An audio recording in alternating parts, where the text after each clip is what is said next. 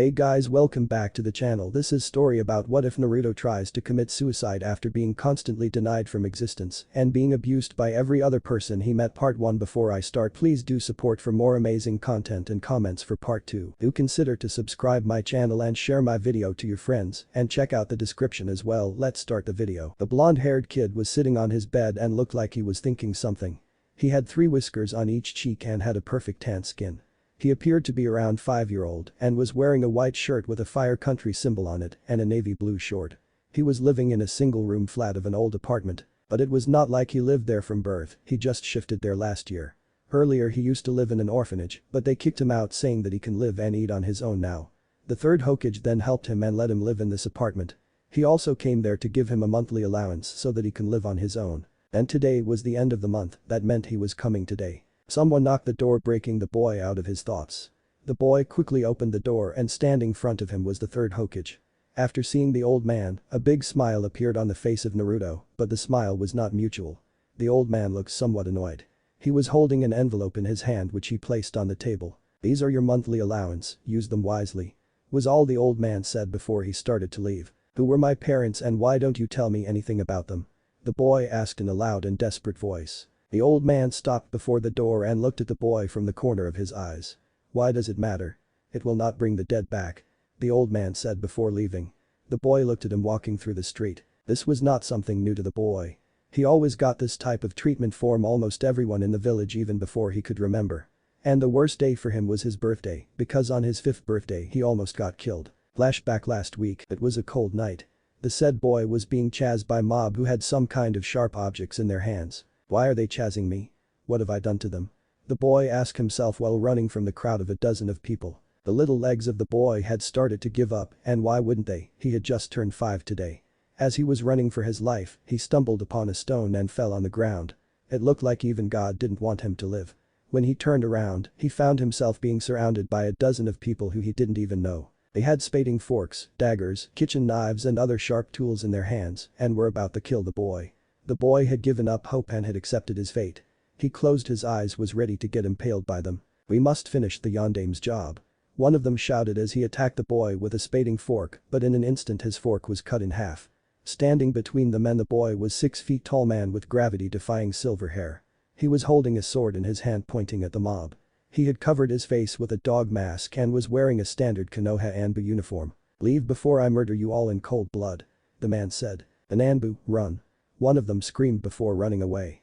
The rest of them followed him and also ran away. The boy then opened his eyes after hearing the noise and he saw that all the people who were trying to kill him had vanished in thin air and a masked man was standing in front of him. The boy saw that the left eye of the man was glowing red behind the mask. "Did you save me from them?" the boy asked. "Who else do you see here?" the man said. "Well, thank you for that," the boy said. "No need for that. You aren't hurt, are you?" the man asked. "No, I think I am fine," the boy replied. Then flashback, the boy then headed outside to take some fresh air and to lighten up his mood, but he had no idea what was coming. As he was walking through the street, most people just ignored his existence. But a few couldn't help but glare at him, as if they didn't want him to exist in the first place. One of them couldn't control himself and said, "Why don't you just die? No one wants you to be around us. Just die." On normal days, he would have ignored him, but today after hearing those bitter words from the Hokage and being constantly denied from existence, he couldn't overlook the guy. "Tell me, how should I die?" the boy asked. "Just jump from a cliff or stab yourself with a knife, do anything but just die," the man said angrily before walking away. "Very well then," Naruto said. Somewhere in the forest, the boy was standing on a cliff. At the bottom, there was a dried river. He was holding a kunai in hand, in case he didn't die from falling, he would stab himself with it. It is the same place from where Itachi tried to commit suicide. "What is the purpose of my life? There is no one that wants me to live. People either ignore me or abuse me, and I don't even know why they do all this," the boy thought as he jumped from the cliff. "Gigi told me that my parents are dead, so I will meet them and ask them why they left me all alone in a place where everybody treats me as if I don't exist. Why they did this to me. Why they didn't take me with them," the boy said to himself as he had fallen halfway down. He could feel the wind rushing against him. But as he was falling down, he noticed that all the things around him had slowed down. His vision has become monochromatic. "Stop it, Naruto," the boy heard a deep and furious voice. He found himself inside a sewer. There was water all over the place. "Am I dead already?" the boy thought. "No, you are not dead. This is your mindscape. The boy now identified as Naruto again heard the same voice. Who are you? Naruto asked as he followed the voice. My name is Kurama. I am the nine-tailed fox who is sealed inside you. The voice said. After walking for a few seconds, Naruto found himself inside a big hall. There was cage in front of him, which had long vertical bars with no end. There was paper and stick on the center of the cage. As Naruto was approaching the cage, he saw two big red eyes behind the bars. As Naruto locked eyes with the fox, he froze in his place out of fear. No need to be scared, kid. Kurama said. Why are you in a cage? Naruto asked. There is no time for chit-chat, you better stop yourself from dying. Kurama said. Wait, I am falling all along? Naruto asked. Yes, but here, in your mindscape, there is no such thing as time. When you leave this place, you will find yourself in the same place you were before coming here. Kurama said. So, in other words, I can spend an eternity here and only a second would pass in real world. Naruto said. Yes, that is true. Kurama said. That's great, so now I can spend as much time as I want with my first and only friend. Naruto said excitedly. Are you calling me your friend? Kurama asked. Yes, of course, you were the only person who actually cared about me. Naruto said. Well, wait, we can talk about that later. First save yourself. Kurama said. But how can do that, I am falling down straight off a cliff. Naruto asked. Stab that kunai in your hand into the rock behind you to stop yourself. Kurama said. I don't have the strength to do that. Naruto replied. Oh, I forgot you are just a kid. Kurama said. Well then we don't have any option left.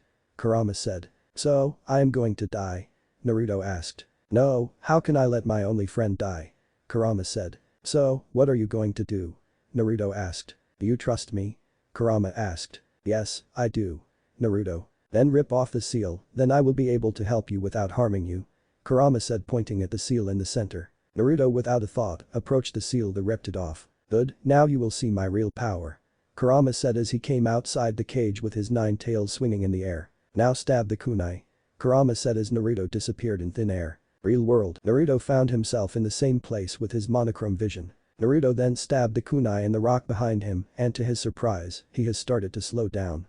But he realized that 2 big yellow paws have grown from his shoulders and were impaled in the rock, and even more, he noticed that 4 chains had grown out from his back as well doing the same thing. What are these? Naruto asked. What are you asking about? The paws are my chakra cloak and the chains are called adamantine chains, those are your bloodline limit. Kurama explained. You mean I have a Kekkei Genkai too? Naruto asked. Yes, and not one but you possess 2 different Kekkei Genkai. Kurama said. Do? Naruto asked. Yes, didn't you notice your eyesight has changed? Kurama said. Yes, but I thought that I have become colorblind. Naruto said. Well, you are not colorblind, kid, the eyes you possess are called Sharingan. But your Sharingan seems a bit unusual. Kurama said, looking at Naruto's 2 Tomo Sharingan. Why? Naruto asked as he swiftly landed on the ground. Usually, when someone awakens a Sharingan, they start with 1 Tomo and the Sharingan matures to get 3 Tomo in each eye. But you directly got 2 Tomo in the beginning. Kurama said. Are these eyes special? Naruto asked. Yes, they are very special. Kurama replied. So, what are the powers of these eyes? Naruto asked. Well, as I already said, these eyes are called Sharingan. A person awakens it when they suffer extreme emotional trauma or when they are in a life or death situation. And you awakened your Sharingan through the second way. Kurama said. When someone awakens a Sharingan, they start with 1 Tomo in each eye, as time passes the Sharingan matures and get 3 Tomo in each eye. There are 2 more levels, the Mangekyo Sharingan and the Eternal Mangekyo Sharingan. For now, just know that these are very powerful eyes, but they come at a very big price. Kurama completed. Wait, you said that when someone awakens a Sharingan, they get 1 Tomo in each eye, so why do I have 2 Tomo? Naruto asked. Let that be a mystery for now, because even I don't know why you have 2 Tomo. Kurama said. Naruto's home. Hey kid, why do you want to become the Hokage? Kurama asked. What? How do you know about that? Naruto asked. Because, I can hear whatever you think. Kurama replied. You mean I just have to think to talk with you? Naruto asked. Yes, you can just think. You don't have to talk in real time or people will think that you have gone crazy. Kurama chuckled. Hey, I didn't know about that. Naruto pouted. As for your question, I believe that you already know the answer too. Naruto said. Yes, I know, but I want to hear from you. Kurama said. Because everyone respects the Hokage and he is the most powerful ninja of the village. Naruto said. So, basically you want 2 things, 1, to be respected and acknowledged by people and 2, to become the most powerful ninja of the village. Kurama asked. Well, you can say that. Naruto said. I can help you with the second goal, and I promise that you will be the most powerful shinobi to ever walk Earth. But I will advise you to let go of the first goal, just do your best and before you will realize, people will start respecting and admiring you. But if you get fixated on the first goal, you will just make yourself look miserable and foolish. Kurama said. Okay, I will do as you say, as I believe you are older than me. Naruto said. Older than you? I am more than 1,000-year-old. Kurama said. Whoa, you are ancient. Naruto asked in amusement. Indeed, I am. Kurama said. I also want to clear one more thing. Kurama said. What? Naruto asked. You do realize that a shinobi has to kill people and your life will always be in danger. Kurama said. Oh, you don't have to worry about the second part as I am always here. Kurama added. I am prepared to become a shinobi even if I have to kill others. Naruto said with determination in his eyes. Very well then, I will start training you tomorrow. Kurama said. What, from tomorrow? Naruto asked. Yes, but don't worry, I know a better technique that the academy teaches. Kurama assured Naruto. Next day. So, what type of training am I going to do? Naruto asked. We will start with one which is more important for you, the transformation jutsu. Kurama said. How is that important to me? Naruto asked. Didn't you notice, other than the ramen guy, every other shopkeeper charges you double the original price. And I will help you for those glares and abuses. Kurama said. How to do it? Naruto asked. The hand seals or dog bore ram. And then channel your chakra to transform. Kurama said. I actually don't know how to perform these hand seals. Naruto said. Oh, I forgot, you don't even know the basics, well now I know what to teach you first. Kurama said. Anyways, dog is like this. Kurama made a hand seal with his paws. Or is this and ram is this? Kurama said as he showed the respective hand seals. Now do these. Naruto did as ordered and transformed into a 183 centimeters tall man. But his hands and legs didn't transform well. Try again. Kurama said. This time he managed to transform his whole body, but the clothes remained same. Again. Kurama said. Naruto tried again without complaining. This time he pulled off a complete transformation. Yay, I did it. I did it. Naruto exclaimed in joy. Well done kid, now let's head out. Kurama said. But why do we have to go outside? Can't you teach me here? Naruto asked. I know why you don't want to do outside and that was the reason I taught you this jutsu. Kurama said. Let's go then. Naruto said before leaving the apartment. When he went outside, all the people who glared daggers at him were now treating him like a god, or at least this was what Naruto felt. Wow, I never thought that these people could be so nice, Naruto thought. Now you know why I taught you this jutsu first. Kurama said. Yes, this has just changed everything. Now I can walk freely through the village without any fear. Naruto thought. Oh no, you are not goofing around. Kurama said. Head to the library, now. Kurama said. But Naruto tried to protest. Have you given up on your dream already? Kurama asked. No, I will never go back on my words. Naruto said. But wait, isn't the library different for ninjas and civilians? Naruto said. Yes, I think you would have to transform into a shinobi then. Kurama said. As Naruto dispelled his transformation jutsu, suddenly an Anbu appeared in front of Naruto. Naruto was used to them, as they always protected him from villagers attaching him. He was the same Anbu who saved him on his 5th birthday, so he knew about Naruto more than most of the people. Hello Kat-san. Naruto said. Hello Naruto, Lord Hokage has summoned you. The Anbu said. Okay, I am coming. Naruto said. Shall I take you there? The Anbu asked. Okay. Naruto said. The Anbu then hauled Naruto and Sunshine to the Hokage tower. Naruto knocked the door of the Hokage office. Come in. Hiruzen said. Why did you summon me, Jiji? Naruto asked. Actually, I wanted to apologize to you about tomorrow. I was not in a good mood tomorrow and said something what I shouldn't have. Hiruzen said. You don't need to apologize, it's okay. Naruto said. Thank you Naruto-kun. Hiruzen said. There is something I wanted to ask about. Naruto said. Ask without any hesitation. Hiruzen said. Can I get a permit to the shinobi part of the library? Naruto asked. So, you have decided your career. Well, it is difficult as you are not even in the academy yet. But it is the least I can do for you. Hiruzen said. He then took out a card from a drawer and signed it and gave it to Naruto. With this, you can go to the library whenever you want. Hiruzen said. Thank you, Jiji. Naruto said. Is there something else you want? Naruto asked. No, this is all I want. Naruto said. See you later Naruto said before running off to the library. Library, hello there. Naruto greeted the librarian as he entered the library. Who are you kid? The librarian asked. I am Naruto Uzumaki. Wait let me check the register. The librarian said as he went through the files. After searching through the files, he said what are you doing here? You are not even in academy yet. You can't come here until you join the academy. Yes, I haven't joined academy yet, but I have the permission from Gigi to come here. Naruto said as he showed the card to the librarian. Oh well, a direct order from Lord Hokage. I think this will do the job. Librarian said as he read the card. So, what do you want to read here? The librarian asked with a smile on his face. This man is the fifth person in the village who is actually nice to me. Naruto thought. So, what should I read, Kurama? Naruto asked. We will first learn chakra basics. Kurama said. I think I will read the chakra basics first. Naruto said to the librarian. Kids of your age don't show any interest in reading. The librarian said as he gave Naruto 5 books about the basics of chakra. Thank you for these. Naruto said as he took the books and sat on a nearby chair to read them. Now start reading them. Kurama said. What the hell, this is just boring. Naruto yelled in his mindscape. I expected that, I am going to teach you a technique that will help you in learning anything. Kurama said. What jutsu? Naruto asked. Hold on kid, first learn the hand seals, then only I will teach you the jutsu. Kurama said to which Naruto frowned. Do it already, you don't have any other way. Kurama said. Okay. Naruto said. After just glance at the 12 hand seals, Naruto learned them in an instant. Now what? Naruto asked. Now, borrow the books about chakra basics and let's head to the training ground. Kurama said. Naruto did as asked and borrowed over a dozen of books and went to the training ground 7. Training ground 7. Hey, why did you bring me here? Naruto asked. To teach you a technique so that you can learn things faster. Kurama said. What is it that you are talking about since yesterday? Naruto asked. It is called Shadow Clone Jutsu. But there is more to it than just making clones. When a clone dispels, all the memories of the clone gets transferred to the user.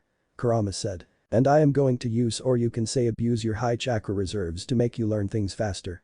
Kurama said. Well, I don't have any problem with that. Teach me already so that I can become the strongest ninja of the village. Naruto said with a grin on his face. Okay, it is a very simple jutsu, but most people can't do it due to their low chakra reserves.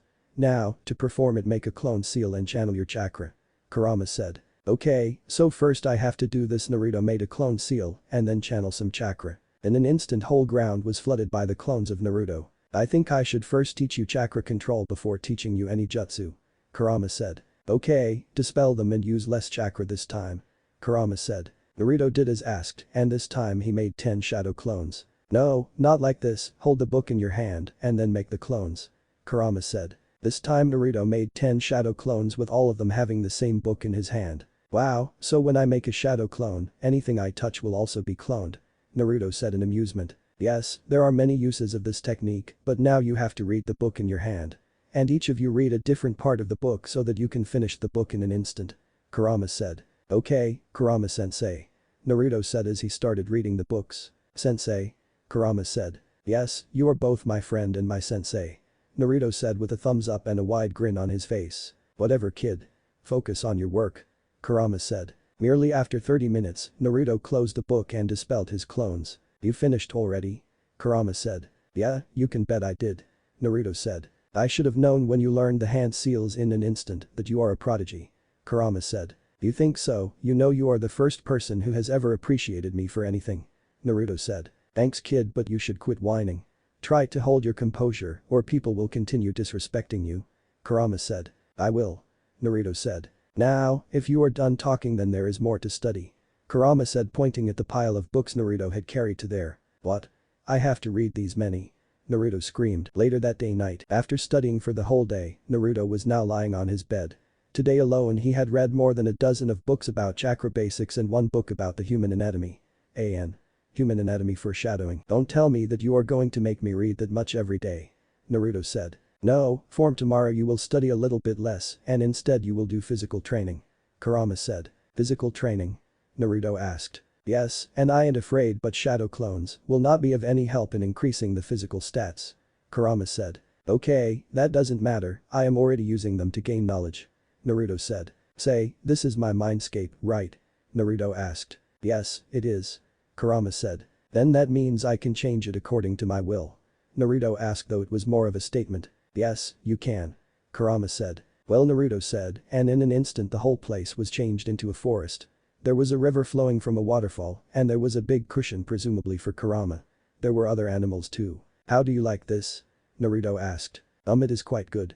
Far better from the Sower. Kurama said. And I have added the sun and moon too. Naruto said. He then snapped his finger and suddenly the warm and sunny day became cold night. And I can change the weather too. Naruto said as the cold weather became normal. Now explore the place, I am going to sleep. Naruto said. And I forgot, we will work on Ukeke Genkai too. Kurama said. Which one? Naruto asked. Sharingan doesn't need any work, it will mature with training. We will work on your adamantine chains. Kurama said. Hey, doesn't the Sharingan belong to the Uchiha clan? Naruto asked. Yes, it does. Kurama said. So, does that mean I am an Uchiha too? Naruto asked. Yes, you must have an Uchiha blood, otherwise there is no way you can have a Sharingan. But you are in Uzumaki too, as you also possess the adamantine chains. Kurama said. Then, shouldn't I live with the Uchiha clan? Naruto asked as Kurama sat on his special cushion. No, you will be better here and you can reveal your Sharingan when you become old enough for that. Till now, I will put a Genjutsu on your eyes which will cover your Sharingan so that no one can see it, not even the Hyugas. Kurama said. But why? Naruto asked. I will tell you later, for now just do as I say. Kurama said. Okay. Naruto pouted. Now sleep already, you have training to do tomorrow. Kurama said. Wake up, Naruto. Kurama yelled. Stop yelling, it's not even dawn yet. Naruto said. Quit whining and get up. You have physical training to do. Kurama said. And we do it when the sun rises? Naruto asked in a sleepy voice. I said get up and quit whining. Kurama yelled. Okay, wait, how do you know about the time? Naruto asked in realization. I can connect myself with you and when I do that see, feel and sense everything you do. Also, time flows for me in the same way. Now, get out of your bed and head to the training ground. Kurama said. That explains it. Naruto said as he got out of his bed started walking towards the toilet. Hey wait, disconnect yourself. It is too embarrassing. Naruto screamed in his mind after realization. I don't have any intention of watching that, so finish your business fast.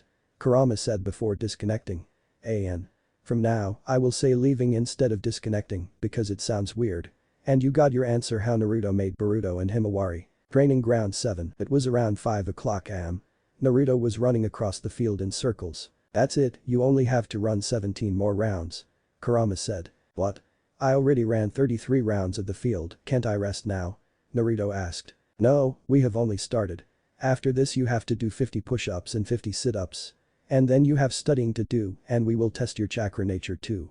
Kurama said as Naruto completed his 34th round. Chakra nature, you mean the ones I read yesterday? I wonder which one will I get? Naruto said. You will soon find out and talking about chakra, your chakra signature seems very familiar to me. Kurama said. Deep foreshadowing. Familiar? Naruto asked. Yes, I can't clearly recognize who, but I am sure that this chakra signature is familiar. Kurama said. Well, tell me if you remember it. Naruto said as he completed his 35th round. 15 more to go. Naruto said as he increased his speed. Naruto completed his running and push-ups without whining about it and was now doing the sit-ups. But someone was watching him from behind the trees. Hey, now that I realize it, I remember that I only needed a glance at the books to completely remember each and every word. How is that possible? I mean, is it because of the Sharingan of because of you? Naruto asked. It is because of you. Kurama said. Me? Naruto asked. Yes, though it is partly because of me, but I can only boost your abilities to an extent. You yourself are good enough and when you released the seal, you gained photographic memory. Kurama said. So, what are the other abilities do I get? Naruto asked. My presence gives you high speed regeneration, immunity to any and every kind to poison, ability to sense emotions of people, sense other people around you in a very wide radius, around 1 mile and pinpoint their exact location, immense speed, strength and durability, and chakra arms, the ones you saw yesterday, and defense against any and every genjutsu. Kurama said. And not only these, but you also have the access to tailed beast bomb and my chakra cloak. Kurama said. Wow, these seems to be pretty cool abilities. Naruto said. Hey, can I try that chakra cloak now? Naruto asked. You can, after you finish your training that is. Kurama said. Well then, let's do it. Naruto said. As Naruto completed his training, a person appeared in front of him in a green flash. He was wearing a green jumpsuit with a bowl-shaped hairstyle. I see, the flames of youth are burning high in you, the man said. Who are you, mister? Naruto asked. I am Might Guy, the green beast of Konoha, the man now identified as Might Guy said. I am Naruto Uzumaki, what are you doing here? Naruto asked. I saw you training here, so I got curious to see someone training at such young age and this early in the morning. Guy said. It's nothing, I want to become the strongest shinobi in the world. And I don't see any good in waiting for the academy to start, so I am training from now. Naruto said. You have a very big dream, kid. So, why don't you train with your parents? Guy asked only to see Naruto frown. Actually, I don't have parents. Naruto said with a frowned face. I am sorry kid. Guy said. No, it's okay. Naruto said. Hey, I have an idea. Would you like to train with me? Guy asked. Really, are you willing to train me? Naruto said excitedly. Yes, but I can only teach you Taijutsu, Guy said. Well, I am good with that, Naruto said. Very well then, I will start to teach you from tomorrow. Guy said. Why not now? Naruto asked. Because I have some things to do today, so meet me here tomorrow, sharp at 4 AM, Guy said before disappearing. Okay, I will, Naruto said. Looks like you got another sensei, hey kid. Kurama said. Yeah, I seem to be the case. Naruto said with a grin in his face. Now that your physical exercise is over, it is time to check your chakra nature. Kurama said. But you can rest for a while. Kurama said. Later that day. Hey librarian-san, I want a chakra testing paper, do you have any? Naruto asked. Yes, I have one. The librarian said as he gave Naruto a few slips of paper. You want to know your chakra nature already? The librarian asked. Yes, I am curious about it. Naruto said. See ya. Naruto said as he ran off to the training ground. Training ground 7. Hey, what do you think would be my chakra nature? Naruto asked. Check it out yourself instead of trying to play riddles. Kurama said. Well then Naruto channeled his chakra to the paper. The paper started to wrinkle, and then it was cut down in half, and then it started to burn from the side, but it quickly became wet and it crumbled away. I can't believe it. Kurama screamed. Hey, what happened? What is my chakra nature? Naruto asked. It is amazing kid, you have not one, not two, but all 5 chakra nature affinity. Kurama said in disbelief. Is that even possible? Naruto asked with an oblivious look on his face. Why don't you try it again, the man gave you 2 of them, didn't he? Kurama said. Okay, let's try again. Naruto said as he picked another paper and channeled his chakra to it. The same happened again. You really are something else kid. Kurama said. But don't get overexcited, this only means you have to do 5 times more work. Kurama said. Well, that is not a problem, instead of 10 I will make 50 shadow clones, that's all. Naruto said. Now, let's get the books and start the training.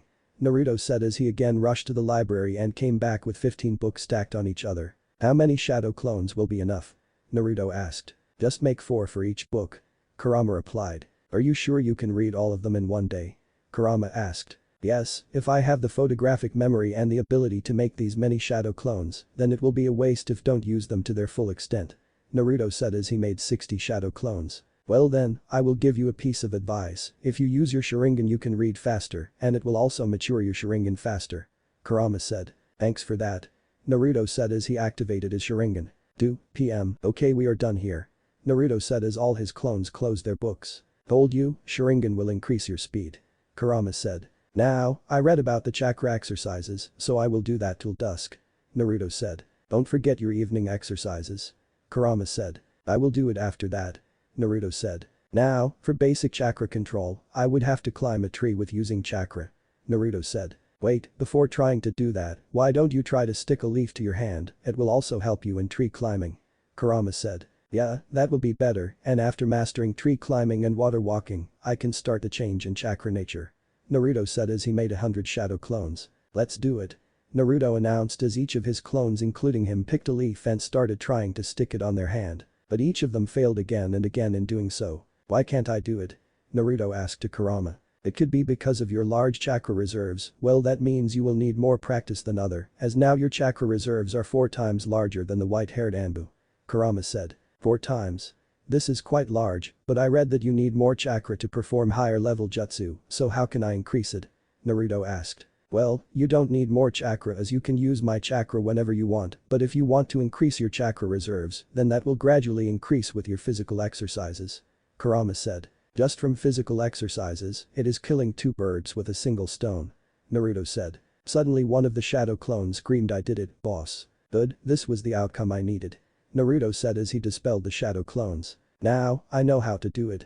Naruto said as he made 100 shadow clones again. Each of them took a leaf started trying to stick it on their hands.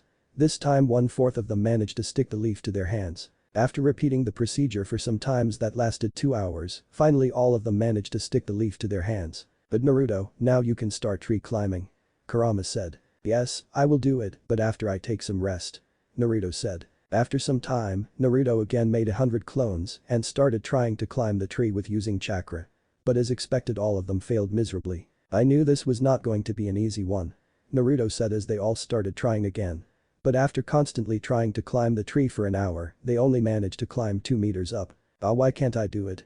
Naruto yelled in frustration. Dispel the shadow clones and try again.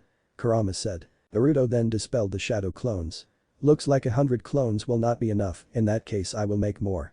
Naruto said. You can make how much you want, but there are just a few more than 100 trees in this training ground. Kurama pointed out. Yes, I noticed that too. And to counter that, 4 clones will practice on one tree from each direction. Naruto said as he made 400 shadow clones. All the shadow clones quickly picked up their tree and started to climb it. Hiruzen was watching Naruto from his crystal orb. What the hell, who taught Naruto this forbidden jutsu? And how could he make so many shadow clones? Hiruzen said in a surprised manner. But look at that, he is trying to climb the tree by using chakra. This is supposed to be a genin level training exercise. Shall I stop him? Hiruzen asked himself. But I don't see any harm in his training, so I wouldn't stop him. He sure wasn't kidding when he said he wanted to become a shinobi. Hiruzen said. And it looks like he is just learning things from the scrolls he got from the library. Hiruzen said. Well, I shouldn't disturb him, at the very least he is keeping himself busy rather than focusing on the villagers. But I will ask him how he learned that jutsu. Hiruzen said. Looks like I am finally getting it, Naruto said as one of them climbed to the lowest branch of the tree, which was 5 meters above from the ground. This will be enough for today, the sun is about to set. You should complete your evening training and return home. Kurama said. Yeah, I think I will be able to do this by tomorrow. Naruto said as he dispelled his shadow clones and then he repeated his morning routine. 100. Naruto said as he completed his 100th sit-up. Very well done kid, you have pretty good stamina. Kurama said. You bet, I have. Naruto said. Let's go home, the sun is down already. Kurama said. I will, but don't you think you are forgetting something? Naruto said. What? Kurama said. You said that you will show me the chakra cloak after I train today, so? Naruto said. Oh, about that, well I can show that right now, but all the sensory type ninjas will get a heart attack if they sense my chakra. Kurama chuckled. So, you aren't going to show me? Naruto pouted. No, I didn't say that. I will show you when you are outside the village. Kurama said. Then, I will go out of the village tomorrow to see it. Naruto said. I don't think they let kids of your age get out of the village. Kurama said. So, when am I going to see it? Naruto asked. When you become a genin. Kurama said. Well, then my next immediate goal is decided, I will become a genin as soon as possible. Naruto said. It was early morning, Naruto was standing a field with a log rod in the middle of it. Might Guy was standing in front of Naruto. To learn to jutsu, you must have to condition your body first. Guy said. How do I do it? Naruto asked. Start by punching and kicking the log, then do your regular workout exercises. Guy said. Okay, but how long do I have to do it? Naruto asked. Do it until you can't do that anymore. Guy said. You do know that I am the Kyuubi Jinchuriki, don't you? Naruto asked. Yes, I know, but I don't have any problem with that. Guy said. That is very kind of you, but what I want to say is that I, being a Jinchuriki, can heal my wounds instantly. Naruto said. Well, if that's the case then, punch the log 1,000 times, kick it 100 and side kick it 500 times, then run around the field 100 times. And repeat the same routine in the evening. Guy said. Okay, and when am I going to learn fighting styles? Naruto said. After 1 week from now. Guy said. Then I should better start now. Naruto said. Guy then started to walk away from the field. Are you going? Naruto asked. Yes, there is nothing I can do to help you, you have to do this on your own. Guy said. Thank you, I will meet you after a week, sensei. Naruto said as Guy shined away. I don't think shadow clones will help me in this. Naruto said. Didn't I told you already, shadow clones will not help you in your physical exercises.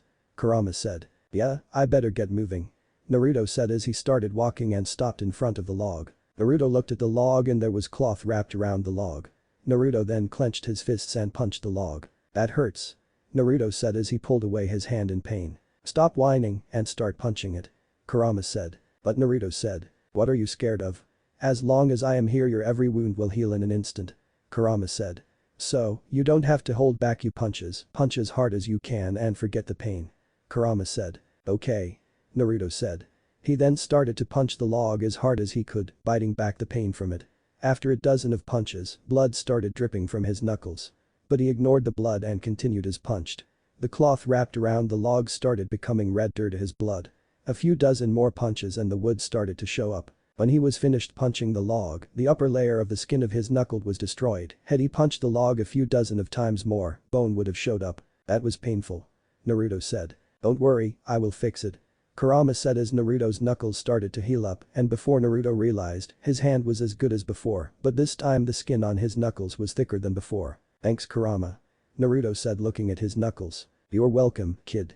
Now time for the second part. Kurama said. Ah yes, kicking the log. Naruto said looking at the bloodied log. Naruto did the kicking in the same way as punching, but this time, there were small cracks in the bones of his legs.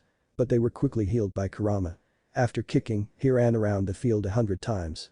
By the time he finished the task given by Guy, it was around 7 o'clock. Phew, I took around 3 hours to complete it.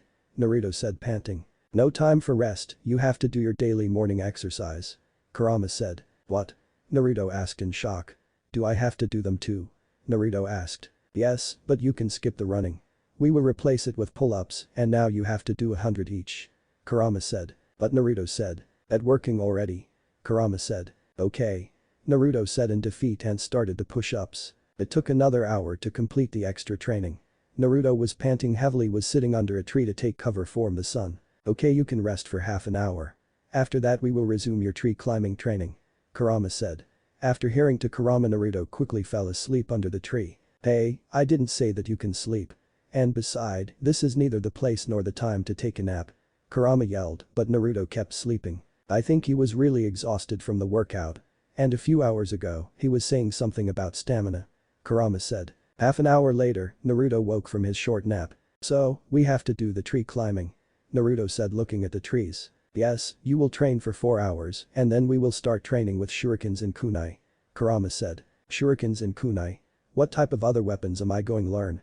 Naruto asked. Besides there too, you will also learn kenjutsu, fighting with sword, and for the other weapon you can choose a weapon of your choice. Kurama said. Well, swords will help in close range, shurikens and kunai will help in mid-range, so need a weapon for long range. Naruto said. I think a bow will do the work. Naruto said. A good choice, now you can cover all the range. Kurama said. Thank you, but they are for future. I better start training with tree climbing. Naruto said as he made 500 clones. I think you made extra 100 clones. Kurama pointed out. No, they are not extra. I figured that I will not have the time to read today, so these 100 will do the reading, while rest of us will do the tree climbing. Naruto said. I see Kurama said. One of the clones went to the library and brought back the books. This time along with the books about chakra there were books about the shinobi history, geography, politics, science and a few special books about human biology. He distributed the books among the other clones including the original one and 100 of them started reading different books with their Sharingan active. While all this was going on, the 400 clones started their tree climbing training. This time they all catched up quickly and started climbing the tree higher and higher. 4 hours later, I did it boss. One of the clones shouted as he was standing on top of the 100-meter long tree. Good, now I can do it. Naruto said. He then dispelled all the clones as he and rest of the 100 clones were done reading the books. He then started climbing the tree under which he was sitting. And after a few seconds he was standing on top of the tree. This jutsu is really awesome. Naruto said. You bet it is. Kurama said. Now what, since I have basic chakra control, I believe I can learn beer anchor below jutsu. Naruto said. Yes, we will start learning jutsu, but now you have to learn about shurikens and kunai. Kurama said. So, where do I get them? Naruto said. I think you will have to buy them. Kurama said. But I don't have enough money to spare on them. Naruto said. So, what are you going to do? Kurama asked. Shurikens and kunai if I was in a clan, I would have got these without even asking. But since that's not the case I think I will just ask Jiji to give me some. Naruto said. That may work. Kurama said. Hokage office. Hiruzen was just sitting on his chair and was smoking the pipe. This was until someone knocked the door. Hiruzen said as Naruto entered the room. Oh Naruto-kun it's you. Hiruzen said with a smile. Good afternoon Jiji. Naruto said. Is there something you want? Hiruzen asked. Yes, actually I wanted to get some shurikens and kunai to train. Naruto said. I knew you would ask for that, but don't you think you too young to train with them? Hiruzen said. I don't think that way and I have seen a few kids of my age training with them too. Naruto said. He is not wrong, children from ninja clans start their training as soon as they start walking. I should give him a chance too.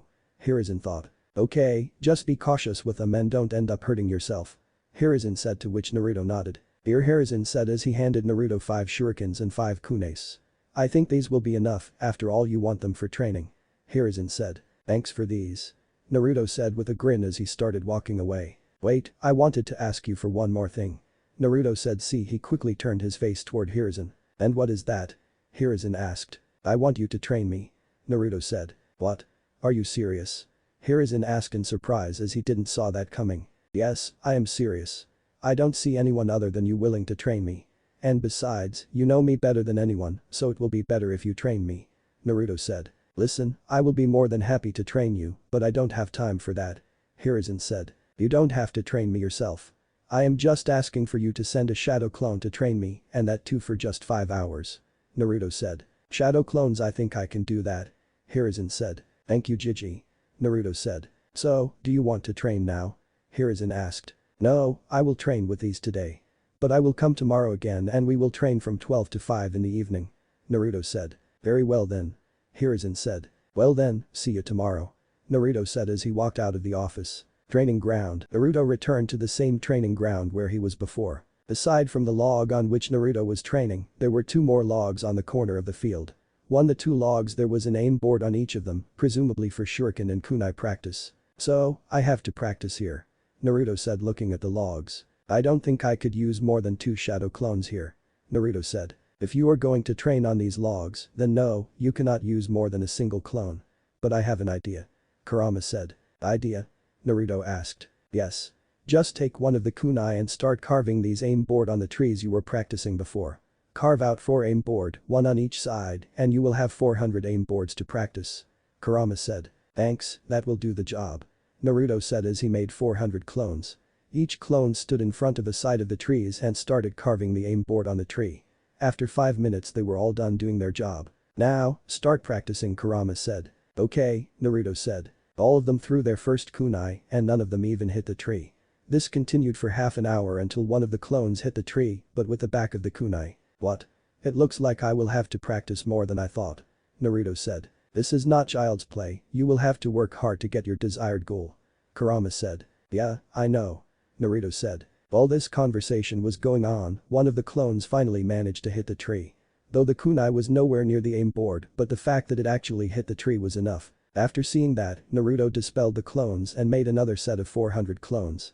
This time almost all of them hit the tree. I think I will learn the basics by the evening. Naruto said. After practicing for an hour, one of the clones managed to hit the kunai on the outermost circle of the aim board. It continued for another pair of hours until all the clones hit the outermost ring. This is taking too much time, and after all that practice, I only managed to hit the outer ring.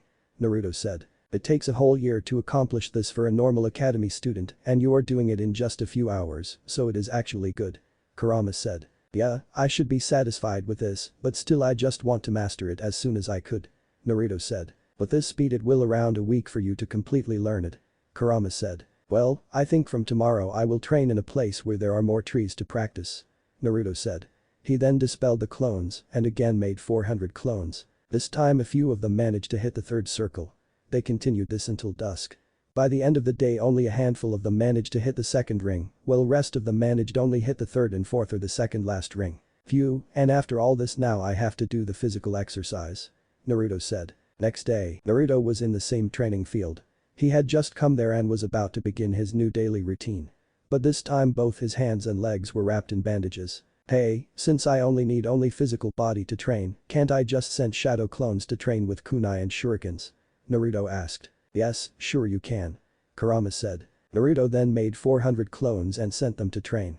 But this time half of them were training with shuriken instead of kunai. While this was going on, the original Naruto started his daily routine. 4 hours later, after 2 hours, one of the clones managed to hit the center with a kunai. While rest of them hit the 2nd ring of the board. It was the same case with the shurikens, they all managed to hit the 2nd ring.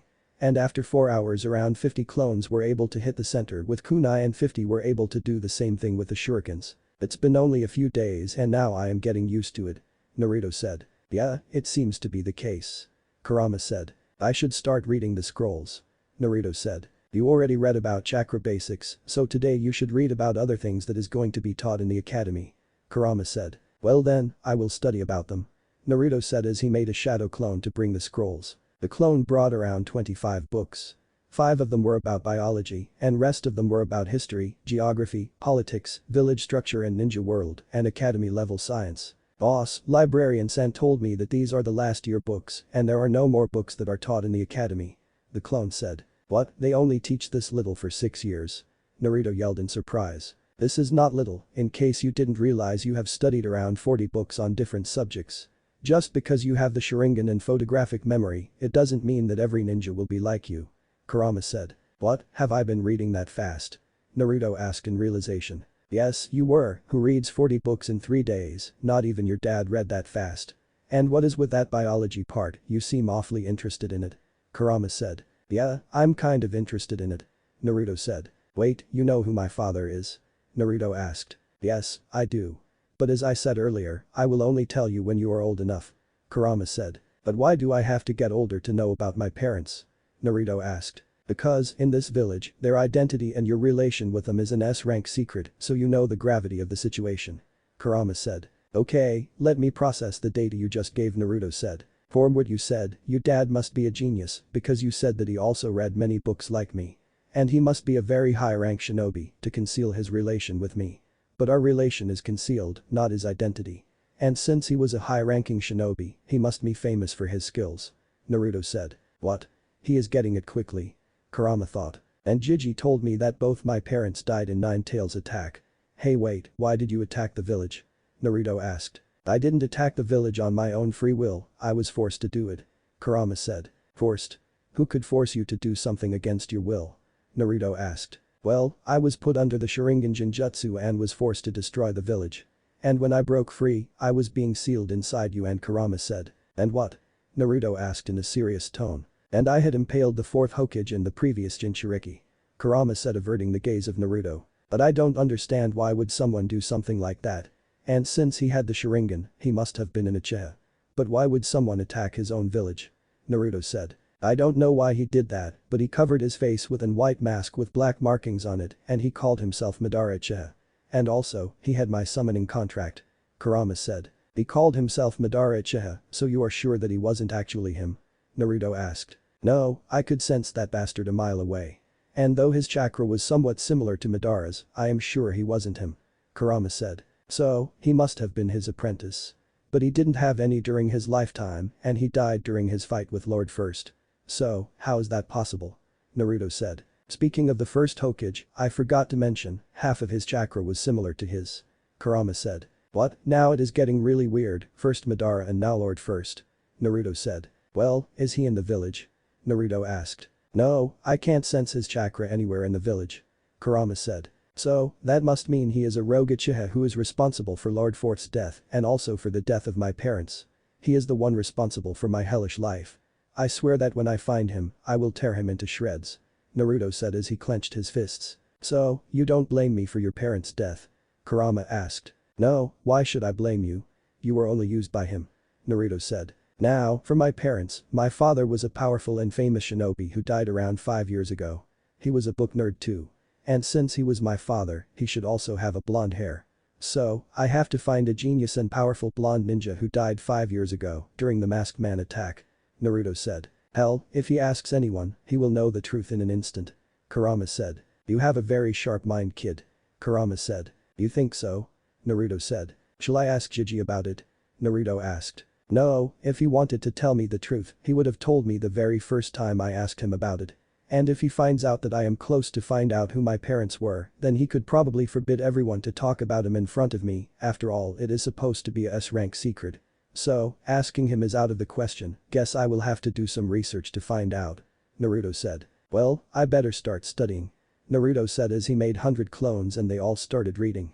After 4 hours all of them were finished with their job. So, I shall go and ask Jiji to send a shadow clone to train me. Naruto said. Hokage's office, 4 hours later. Come in. Hiruzen said. Naruto came and bowed to Hiruzen. I came here too, Naruto said. I know why you are here. I didn't forget my words. Hiruzen chuckled as he made a shadow clone. Thank you, Jiji. So, shall we go? Naruto asked the clone. Yeah, let's go. The clone said. Naruto then turned towards the door to go the training field. But his gaze fell on the 4 pictures that were hanging above the door. Among the 4 of them, the last one seeked Naruto's attention. For a moment he could swear that he was looking at a mirror. Lord Fourth. Naruto thought as he froze in his place. He was a blonde and a famous and genius ninja too. And he died in the Masked Man attack. Could it be? Naruto asked Kurama in his mindscape. Yes, I don't see any point in hiding the truth since sooner or later you would find the truth anyway. You are the son of the fourth Hokage, Minato Namikaze. Kurama said. What? You have to be kidding. I cannot be his son. Naruto thought. Why not? And I don't have anything to lie for, you are his son, and that's true. And you were not supposed to know this so soon, but now that you have figured it out, I should tell you the truth. Kurama said. How would you know that I am his son? There could be another blonde in the village. Naruto said. I know it because I was sealed inside your mother too. She was my previous Jinchuriki. Kurama said. My mother? Naruto said. In the whole world, only the people of the Uzumaki clan were able to hold me without dying. So, I was sealed inside your mother, Kushina Uzumaki, before you. Kurama said. But Naruto said. I understand if you don't believe what I am saying. So, would you like to see some memories of the night you were born? Kurama asked. Memories, could you really do something like that? Naruto said. Yes, I can. Now, would you want to see it for yourself? Kurama asked. Yes, show me. Naruto said in slight hesitation. Very well then. Kurama said. Naruto's eyes opened in a closed room. There were 4 lamps in the room and a red-haired woman was lying on the bed in the center of the room. He found himself crying in the hands on an old lady. She is your mother, Naruto. This is the moment right after you were born. Kurama explained the situation to Naruto. Is this my memory? Naruto asked. Yes, it was just stacked up in the pile of your memories and I am just showing you what it's seen on that day. Though I must warn you that you could watch this anytime you want, neither me nor this memory is going anywhere. You should watch this once you are mature enough. Kurama said. No, just continue. I want to see what happened and why is my life is like this. Naruto said. As you wish. Kurama said. He then saw a blonde man was standing near her mother. Naruto quickly recognized him as the fourth Hokage. I am a father now. The blonde man said. Yes, you got a healthy baby boy, Minato. The old lady said. Naruto. Minato said as he moved his hand to take Naruto. Hands off, mother first. The old lady said. Okay. Minato said in defeat. Naruto then saw his mother, who was panting heavily on the bed. Naruto, we finally meet. Kushina said. Now, you will have more time later. The lady said before taking him again and started walking out of the room. Do you still want to continue? Kurama asked. Yes, just let me see it. Naruto said. As the lady was taking out of the room, from a swirl in the middle of the air, a white masked man appeared in front of them. And in an instant, he slit the throat of the lady and snatched him from her.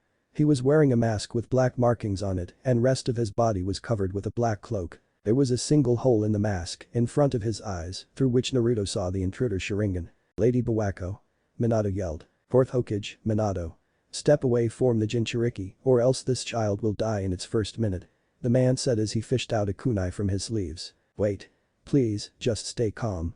Minato said in panic state. Speak for yourself, Minato. I am as calm as can be. The man said as he threw Naruto in the air and jumped to stab him. But Minato quickly grabbed Naruto in mid-air and landed in the wall. Well, I must hand it to the yellow flash of the leaf. The man said. But I wonder about this next one. He said as he formed a hand seal. Naruto felt something hot under him.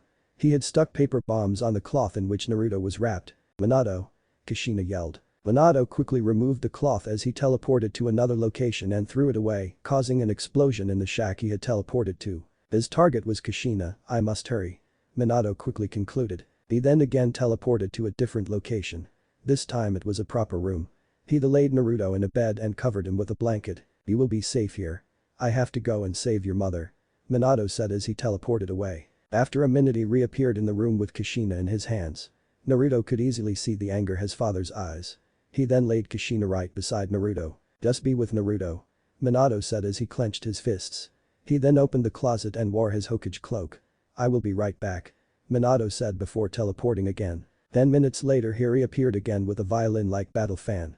This time only to take Naruto and Kushina away from the house, leaving the fan there. He teleported them to an open field. Naruto saw that Kurama was right behind him rampaging in the forest. Before Naruto could understand what's going on, he noticed Kurama's eyes. There was a reflection of Sharingan in his eyes, which looked like he was forced to do that under someone's control.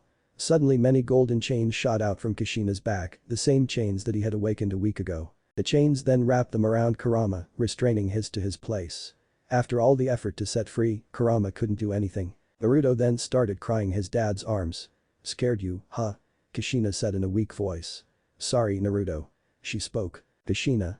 Minato said. I will take the nine tails with me to my death. She said. So, we can delay the revival of the nine tails. That is all I can manage now, with what little chakra I have left. That way, I will be able to save you both. She spoke. Oh Minato, don't give me that sad look. She said. If I was allowed one regret, it's that I won't be able to see Naruto grow up. She said. I wish I could have seen that. Minato broke in tears that fell on Naruto's face after hearing her wife's last wish. But he regained his composure. Kushina, there is no need for you to die with the nine tails. He rubbed the tears. Preserve what little chakra you have left for a reunion with Naruto. I will seal all your chakra inside Naruto, it would be sealed with the 8-sign seal. He said. And then I will seal the nine tails inside Naruto, since only in Uzumaki is able to hold the nine tails. But why? She said. It is strategically unwise to let the nine tails die, as it will upset the balance of power among the tailed beasts. So, I have to do it. Kushina said. I know what you are gonna say, but remember what Master Jiraiya said about the world upheaval and the calamities that would follow.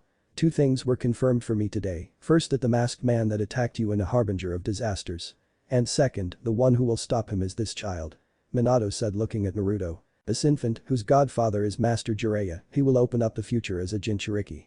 I don't know why, but I am convinced of this. But Minato Kushina said. Minato then made a series of hand seal, and then he clapped his hands. A sealing altar popped up in front of him with 8 candles burning around it. Minato then placed Naruto on the altar. Let's believe in him, he is our son after all, Minato said. Even if you defeated me, 4th Hokage. I will take your son away from you.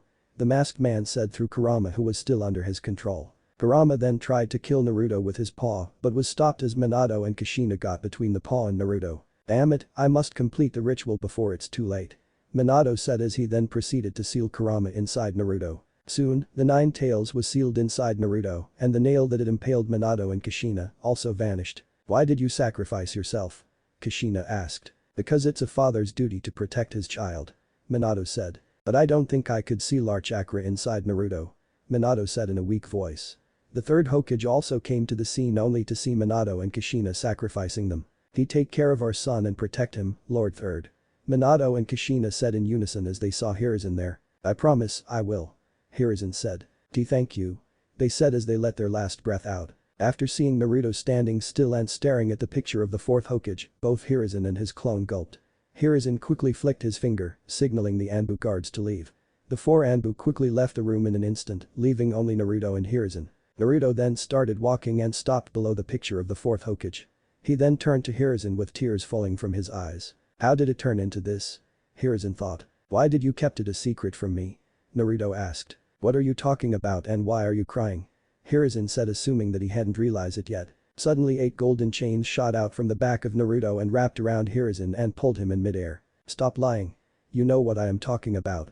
Naruto yelled as instead of tears, blood started to fall from Naruto's eyes. Okay, I believe you have figured it out. Now please let me go, how could I answer your questions in midair? Hiruzen said. Naruto then called back the chains. It was for your own good.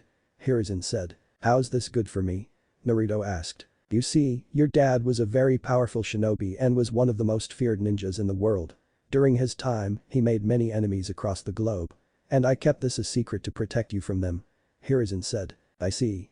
So, instead of telling the village that the 4th Hokage sacrificed him and his wife and sealed the 9 tails inside their son, you tell them that the 4th Hokage and his wife was killed by the 9 tails and sealed the so-called demon inside me. You announced in the whole village that I am the Jinchuriki of the 9 tails and indirectly said that I am the killer of my dad. Naruto said. No, it was not my intention. I just wanted the village to see you as a hero who saved them from 9 tails. Hiruzen said. It doesn't matter what your intentions were, you just ended up making me an outcast. You just did the opposite to what you have promised to my parents. Naruto said as he ran out of the room. What should I do now? Hiruzen said to himself. He is right, I didn't keep my promise to Minato and Kushina. But it isn't too late, I could still correct my mistake. Hiruzen thought. I will keep my promise. But, how did he know about all that? Someone go and tell Kakashi that I have summoned him. Hiruzen said as one of the Anbu left the room to fetch Kakashi. Naruto ran through the streets of the Konoha with a river of tears falling from his eyes. He still got the same looks he got before, but this time he completely ignored them as he ran towards his so-called home as fast as he could. While he was running, he could sense their emotions. Those who looked at him had feelings of hatred, disgust, and hostility. But a few ninjas, whom he sensed in the shadows, had the feeling of pity. After running for a few minutes, he reached his home. He quickly got inside and slammed his door closed. He did the same with the windows, making his room completely dark. He then sat of his bed and started crying. He cried until the last drop of tear fell from his eyes. He just sat there for a few hours. The tears had dried on his cheeks long ago. Countless questions were popping up in his mind. He was feeling anger, sadness, grief, hatred, and many other emotions at the same time. His head suddenly started aching as he grabbed his hair with both hands. He then passed out with a scream. A few minutes later, he regained consciousness. He got up from his bed and went to the washroom to wash his face. "Take it easy, kid," Kurama said, but he didn't get any reply from Naruto. Naruto then looked at the mirror in front of him and saw that his bright yellow hair had turned white, as did his eyebrows. "What happened to my hair?" Naruto asked. "Didn't I tell you to take it easy? This is the effect of stress you are having. You should just let it go," Kurama said. "No, I am not going to let it go. Not until I have killed that man. He will pay for what he has done. I, Naruto Uzumaki, swear that I will kill him with my very own hands. I will make sure that he never finds peace. I will take away everything from him, just like he took away from me." Naruto yelled in anger as the few patches of hair that had remained yellow also turned white. Suddenly, someone knocked on the door. After opening the door, Naruto found the third Hokage and the white-haired man that had saved him on his birthday. This time, instead of wearing a dog mask, he was wearing a black mask that covered all his face under his eyes. And he had covered his left eye with his headband. "What do you want, Hokage-sama?" Naruto asked in monotone. "For starters, why don't you let us in? Then we can talk about what I came here to say," Hiruzen said. Kakashi noticed the white hair and swollen eyes of Naruto as he let them in. All three of them were sitting in Naruto's bedroom in awkward silence. Naruto was just staring at Hiruzen while Hiruzen was trying to avert his gaze. "Quit acting like a fool, he is not the one responsible for your parents' death. So, stop trying to eat him with your eyes," Kurama said. "Yes, you are right. There was nothing he could have done," Naruto said as he stopped staring at Hiruzen and looked at Kakashi. "Why is your hair white?" Kakashi asked, breaking the awkward silence. "Since you came with Hokage-sama, you should know the reason already, Dog-san," Naruto said in a monotone. "You can call me Kakashi when I am not wearing that mask. And yes, I know what happened," Kakashi said. "So, what is that you want to talk about?" Naruto asked, maintaining his tone. "We wanted to talk about a few things. First of all, let me introduce Kakashi to you," Hiruzen said as Naruto again looked at Kakashi. "His name is Kakashi Haddock, son of Tsukumo Haddock, but you probably don't know about him. He is the current Anbu commander," Hiruzen said. "Tsukumo Haddock, the White Fang of the Leaf. I know all the basic details about him that are mentioned in the history books," Naruto said. "I see," Kakashi said, raising his only visible eyebrow. "Well, he was on the Genin team under your father. After Tsukumo's death, Minato became a father figure to him. They had a very good relationship until Minato died," Hiruzen said. "Okay, so why are you telling me all this?" Naruto asked. "Because, if you want you could live with him and he could look after you," Hiruzen said. "With all due respect, Hokage-sama, I am better off alone. And he is the commander of Anbu, so I doubt if he even visits his home in months while still being in the village," Naruto said. "Well then, is this your final decision?" Hiruzen asked. "Yes, it is," Naruto said. "Let's go on a walk then," Hiruzen said. "What?" Naruto asked. "Come on, let's take a walk for a little bit. It is too much dark here," Kakashi said. The three of them got outside and started walking towards the Hokage Tower. As Naruto was walking with the two of them, it looked like most of the villagers didn't recognize him due to his hair color. But he still sensed the same emotions he sensed before from the people who recognized him. "Are you still angry, Naruto?" Hiruzen asked. "No, I am not," Naruto said. Hiruzen looked at him with surprise, but no more words were exchanged after this. When they crossed the Hokage Tower, Naruto asked, "Where are we going?" "Just follow us and you will soon find out for yourself," Kakashi said. After walking for a few more minutes, they stopped in front of a mansion. "This is Namika's estate, now you will be living here," Hiruzen said as he walked inside the house, followed by Kakashi and Naruto. "Why?" Naruto asked. "Because this is your own house," Hiruzen replied. "I mean that wouldn't it fail the point of keeping my heritage a secret?" Naruto asked. "Yes, it would, but it doesn't matter anymore. You see, Minato bought this house just a few months days your birth, so aside from me and a handful of other people, no one knows that this is Minato's home. And Konoha isn't so weak that it couldn't protect its people from enemies. Also, from today, this is Uzumaki Estate," Hiruzen said. "I see. So, I am going to live here from today," Naruto said. He then noticed a training field behind the house. There was also a pond at the end of the field. "Is the training field also a part of this house?" Naruto asked. Yes, it is. So, when are you going to shift here? Kakashi asked. Aside from a few clothes, I don't have anything to bring here. So, I will live here from today. Naruto said. Very well, I will tell someone to clean up this house for you. Hiruzen said. There is no need for that, I will make shadow clones to help me. Naruto said. About that, how did you learn multi-shadow clone jutsu? It is a forbidden jutsu. Hiruzen asked. Are you asking me how I learned a single-hand seal jutsu that takes nothing but large chakra reserves to perform? Let's just say that I saw someone popping clones by making a seal sign. Naruto said. I see, well it's getting dark so I should probably leave. Hiruzen said. Good night, Hokage-sama. Naruto and Kakashi bowed to Hiruzen before he shunshined away. I should be leaving too. Kakashi said. Wait, are you free now? I want to talk about a few things to you as you knew my father in person. Naruto asked. Sure. Kakashi said. Naruto and Kakashi talked about a lot of stuff about Minato and Kushina. But after talking about them for some time, they went off topic and Kakashi started talking about his genin team. Naruto learned about Kakashi's teammates, Obito and Rin, and how Obito sacrificed his life to save Kakashi. He also learned what actually happens in a war and how his father killed 1,000 Iwa shinobi single-handedly. All this talk went on for 4 hours straight until Kakashi realized it's too late and decided to leave. Well then, see you later Naruto. Kakashi said. Hey, can I call you Nai-san if you don't mind? Naruto asked a bit hesitantly. Of course, you can. Why would I have a problem with it? Kakashi said with a smile. Okay then, good night, Kakashi Nai-san. Naruto said as Kakashi waved him and shunshined to his home. Hey kid, you know, ever since you saw those memories, your blood is boiling with anger and hatred.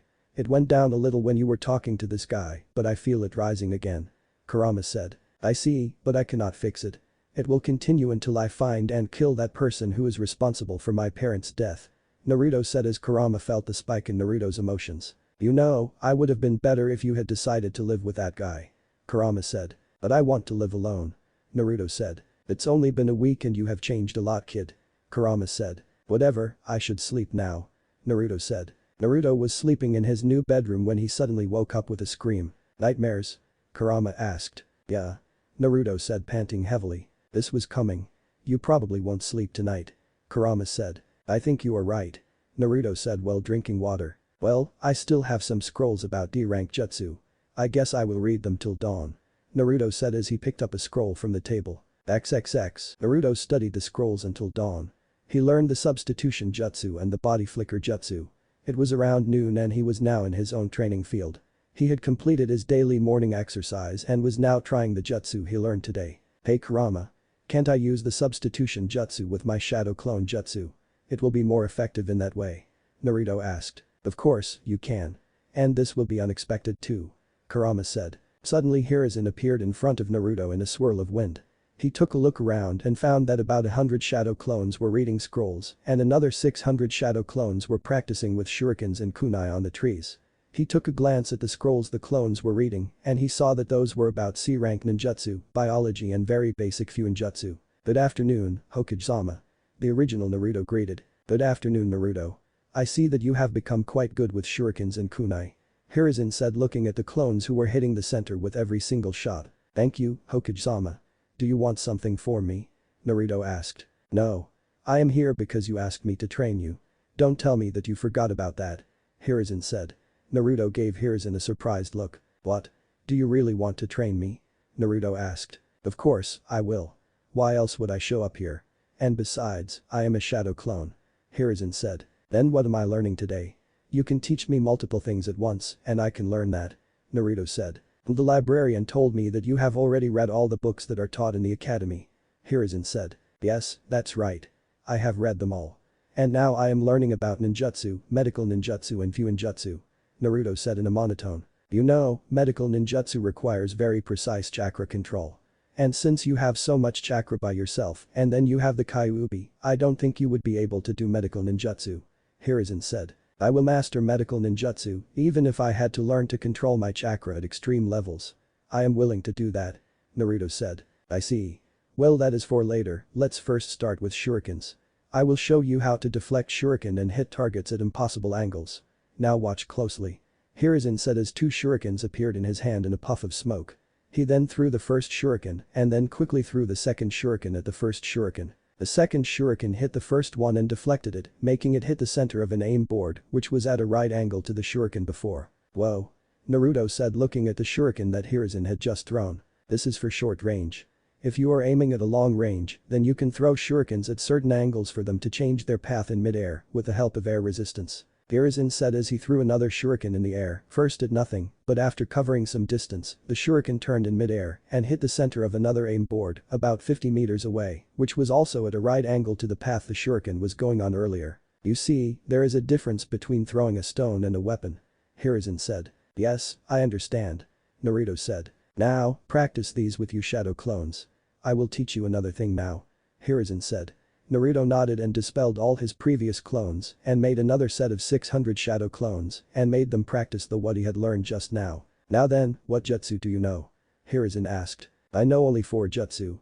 Transformation jutsu, shadow clone jutsu, substitution jutsu and body flicker technique," Naruto said. "Okay, and what about your chakra control?" Hiruzen asked. "I can climb a tree using chakra," Naruto said. "Good. Now, make a few clones to practice water walking.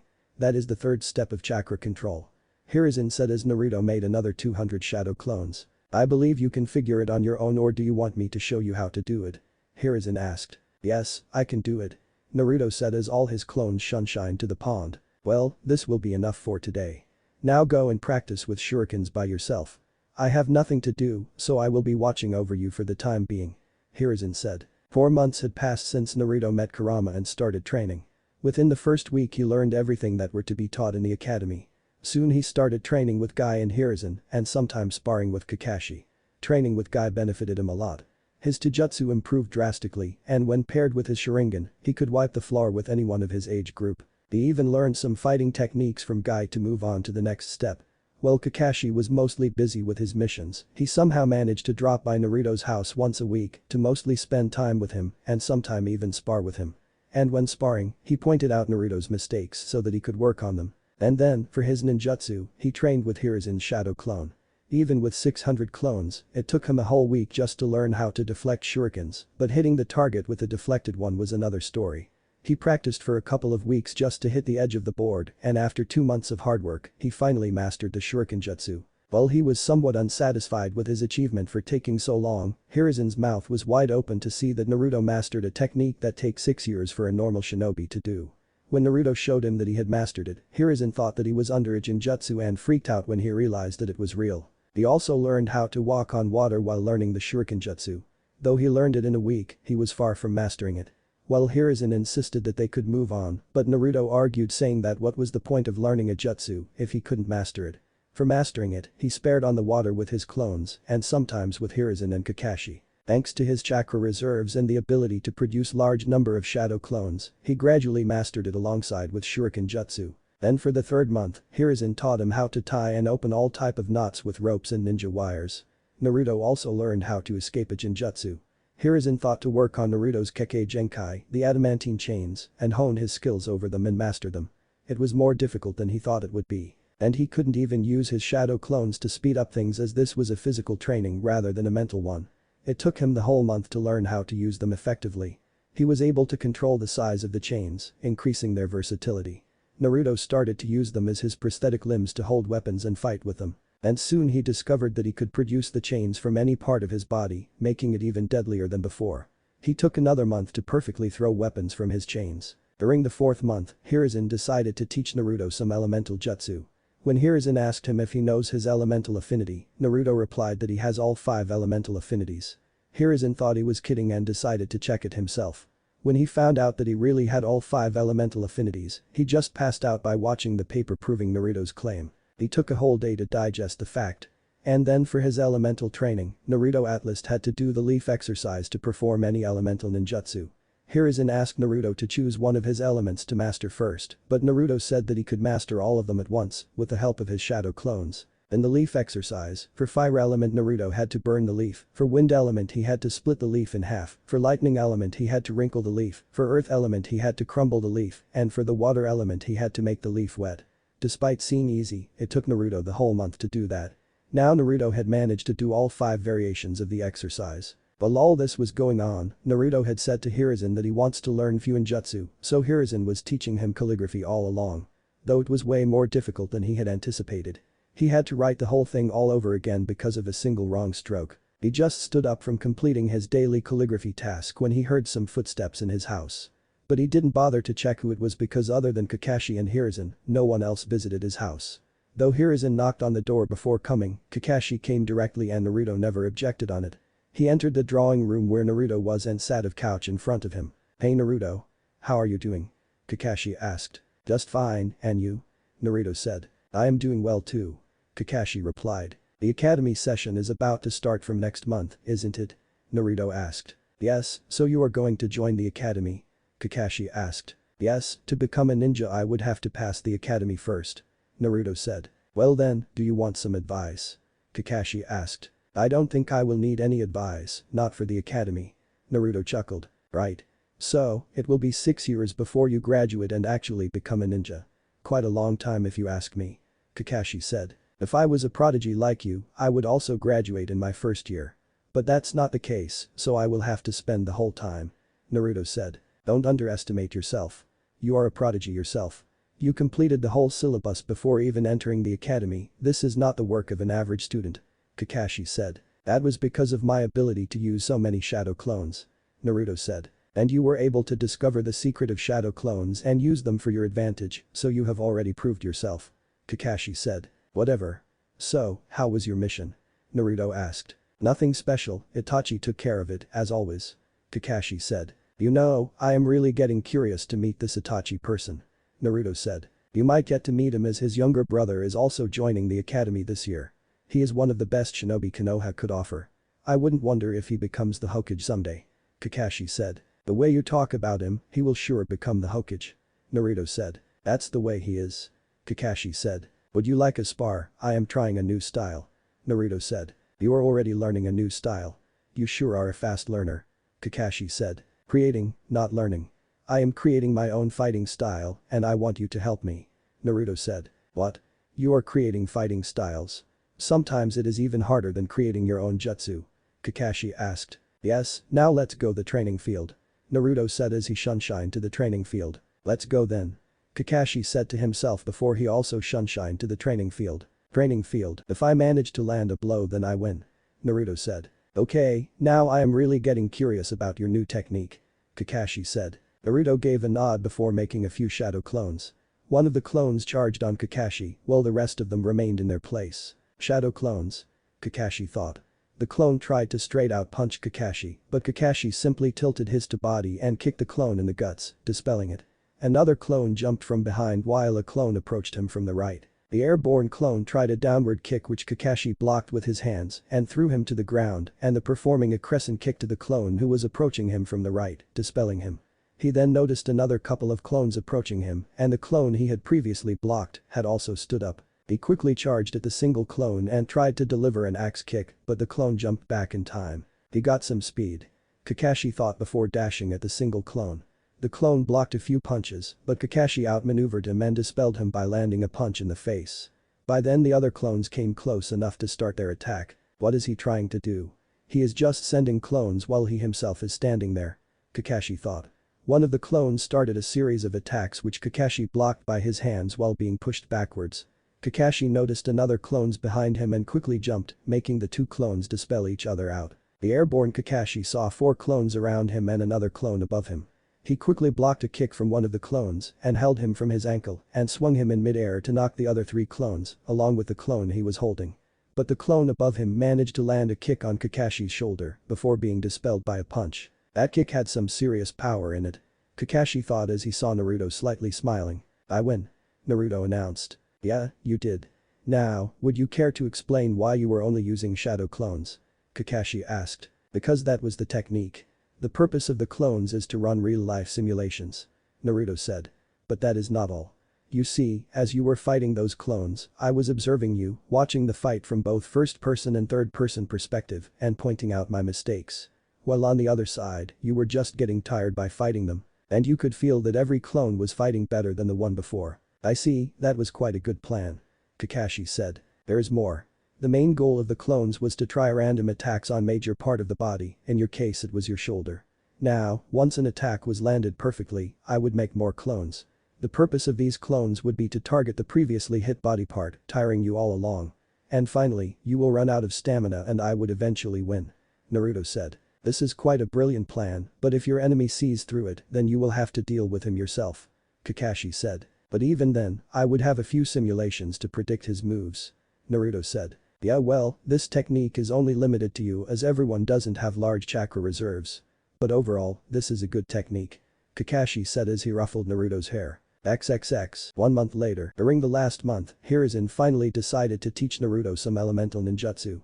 Naruto learned the Great Fireball Jutsu and Phoenix Age Fire Jutsu for fire. 100 shadow clones of Naruto surrounded the pond and practiced it so intensively that all the water of the pond vaporized and Hiruzen had to use some water release jutsu to refill the pond. While all this was going on, Naruto passed the entrance test of the academy and today was his first day at academy. Too bad, I can't use the transformation jutsu to attend the classes. Well, be ready to be treated like a pest, Naruto Uzumaki. You can't run away from this always. Naruto said as he closed the door and shunshine towards the academy. It can't be helped kid. Kurama said. I know. I wonder if anyone would even want to be friends with me or not. Naruto asked. Find it out for yourself.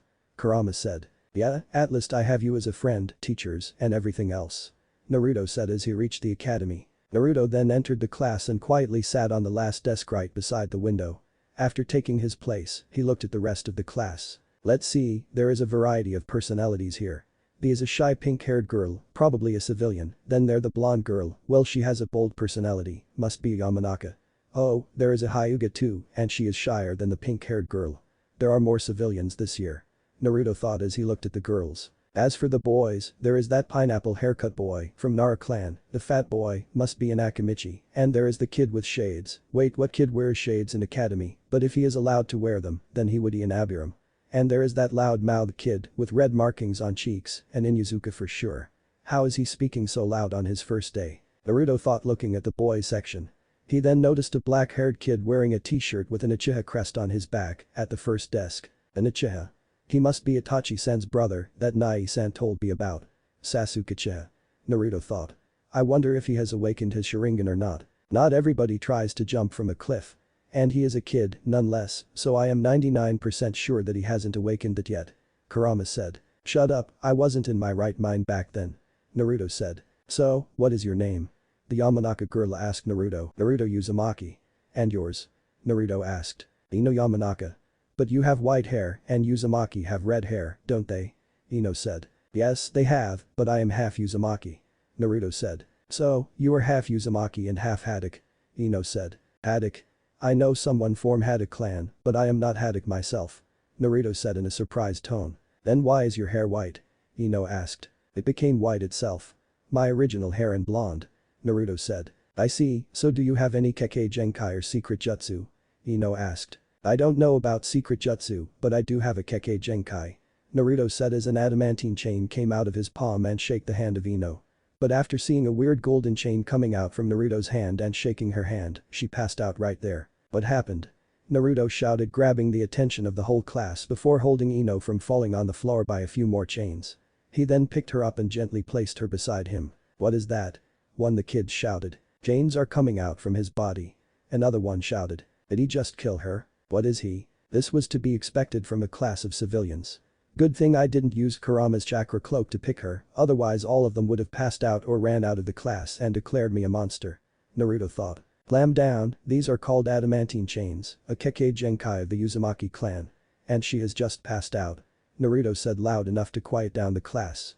He then proceeded to call back his chains. He has awakened his Kekkei Genkai so soon. Sasuke thought. Just great, if being a civilian was not enough, one of my classmates have a Kekkei Genkai. I don't think I would be able to become a ninja. Sasuke heard the pink-haired girl muttering. Hey, isn't he that demon fox boy? We should stay away from his as much as possible. Sasuke overheard one of the civilian girls. Demon fox? What are they talking about? Sasuke thought. Alright class. What is going on? A man said as he entered the class. He was wearing a Chunin uniform and he had a cut mark in his face. And why is that girl sleeping? He asked. Naruto placed a hand on Ino's back and channeled some chakra to wake her up. She wasn't sleeping, she just passed out. Naruto said. Why? The man asked. Well, she asked about my Kekkei Genkai and when I showed her she passed out. Naruto said. I am sorry, I just got freaked out. Ino said. What? You have Kekkei Genkai. The man said. I wouldn't wonder if you don't know about the Uzumaki clan, as they were all wiped out during the Second Great Ninja War. But I do possess a Kekkei Genkai, would you like to see? Naruto said. Okizama didn't told me about this. The man thought. Yes, show me. A chain shot out from Naruto's shoulder and stopped right before the man. This is called adamantine chain, an unbreakable chain solely made out of chakra. Naruto said. Good, you can put it back. The man said. Good morning class, I am Haruka Yamino, and I will be your homeroom teacher from now on until you graduate. Lunch break for Naruto, rest of the class went normally aside from getting weird looks from the civilian part of class. The first half was about theory, the most basic ones, and the second half was going to be physical conditioning, and Naruto was excited for it. So, as you said that your clan was destroyed in the Second Great Ninja War. So, does that mean that you are from outside the village? Ino asked. No, not at all. I am from this village as much as others. Naruto said. So, it seems you really like white. Ino said. How so? Naruto asked. Your hair is white and you are wearing a white t-shirt. Ino said. Well, I don't hate white. Naruto said. Okay then, later. Ino said as went away to talk to other girls. Naruto noticed that Sasuke was just sitting there quietly and decided to start the conversation. Hey there. Naruto said grabbing Sasuke's attention. Hi. Sasuke said. Your name is Sasuke Uchiha, right? Naruto asked. How do you know my name? Sasuke asked. Well, your older brother and Nai-san work together. And he told me about you. Naruto said. You two have an older brother? Sasuke asked. We are not blood related, but I call him Nai-san. Naruto said. What's his name? Sasuke asked. Kakashi Haddock. And my name is Naruto Uzumaki. Naruto said. No offense, but I never heard of him. Sasuke said. That's because Anbu members use code names and only Hokage-sama knows the real name of everyone. Naruto said. Did you train before academy? Sasuke asked looking at the bandages on Naruto's knuckles. I have been training for a few months, what about you? Naruto asked. Well, dad taught me the great fireball jutsu. But other than that, I didn't have any real training. Sasuke said. Really, you could do the fireball jutsu? Naruto asked. It took me a month to learn it, I can do it. Sasuke said taking pride in his achievement. I have to say, it is not an easy jutsu. Naruto said. Are you saying that you can also do it? Sasuke asked. Yeah, I also learned it last month, but I ended up evaporating all the water of my pond. Naruto said as he rubbed the back of his head. I think we could be friends. Sasuke said. Sure. Then you will be my second friend. Naruto said as he moved his hand forward. Sasuke then joined hands with him. After the lunch break, all the students were gathered in the school training ground. The day we will learn how to properly throw a shuriken. So, will anyone show others how it's done? Haruka asked. All the students started shouting for their turn while Naruto quietly raised his hand. You, the boy who is raising his hand, would you like to show your classmates how a shuriken is thrown? Haruka asked. It will be my pleasure. Naruto said as he stepped forward and took a shuriken from the box. Watch closely. Naruto said, and in a blink of an eye the shuriken was stuck in the center of the aim board. He is just like Nai-san. Sasuke thought. How did you do that? The Inuzuka boy asked in disbelief. I'll do it slowly for you to see clearly. Naruto said as picked another shuriken and shot it relatively slow for the other kids to follow up. Very good kid. What's your name? Haruka asked. I am Naruto Uzumaki. Naruto said. You are really good at this. Haruka said. Now then you have seen how a shuriken is thrown, all of you start practicing. Haruka said. In the last period, other than Sasuke Uchiha, none of the students even managed to hit the log, let alone the board. This period was about hand-to-hand combat, and as expected Naruto was wiping the floor with rest of the kids, and so far none of them had managed to even land a single hit on him. Next, Naruto Uzumaki vs Sakura Haruno. Haruka announced as the pink-haired girl entered the ring. So, her name is Sakura Haruno. At least, I get to know the names of my classmates if nothing else. Naruto thought. Such weaklings, that Kakashi brat was much better sparring partner for you. Kurama yawned. It can't be helped, they are my classmates after all. Naruto said. Alright, now make the unison sign. Haruka ordered. They both made the unison sign before taking their respective fighting stances. Begin. Haruka said. Is this supposed to be her fighting stance? I can see 1,000 openings. Naruto thought. Sakura then charged at Naruto, but before she could realize, her face was facing the ground, both her hands were holding a firm grip on her back, and a hand was right before her throat. What happened? Did I just lost? Sakura thought. Alright, Naruto wins. Now make the unison sign. Haruka said as Naruto released Sakura from his hold and made the unison sign. Next, Naruto Uzumaki vs Kiba Inuzuka. Haruka announced as the kid with red markings entered the ring. Both knowing what was next, made the unison sign without being asked and then took their fighting stances. Begin. His guard is better than Haruna's, Naruto thought. Kiba took the offensive and charged at Naruto to punch him in guts, but Naruto holded his punch from the right hand, deflected the arm from his left hand, making Kiba lose his balance. Naruto then slammed him to the ground and swiftly placed his hand before Kiba's throat. So swift. It looks like he has practiced it for years. The Akimichi boy said. Naruto wins. Haruka declared, and both of them made the unison sign. I will beat you next time. Kiba shouted. Sure. Naruto said. Next, Naruto Uzumaki vs Sasuke Uchiha. Haruka said as Sasuke entered the ring and made the unison sign. Begin. Haruka said. Being offensive won't work, so I'll have to play defensive. Sasuke thought before taking a defensive stance. Defensive? Let's see if this will work for you or not. Naruto thought before using the body flicker jutsu to gain speed and quickly got behind Sasuke. He's fast. Sasuke thought before he instinctively moved his elbow backwards, only to hit air as Naruto had already jumped and was in midair. And before Sasuke could realize what happened, Naruto landed a downward kick on his right shoulder. But Sasuke quickly got up and engaged Naruto in hand-to-hand combat. I held back more than I needed to. That was supposed to be one shot. Naruto thought as he outmaneuvered Sasuke and swept his legs, unbalancing him and making him lose balance and fall. He then quickly took the opportunity and held both his hands behind his back and placed a hand right behind the head of Sasuke. At least he lasted longer than others. Haruka thought. Naruto wins, now make the unison sign. Haruka announced. XXX. So how was it?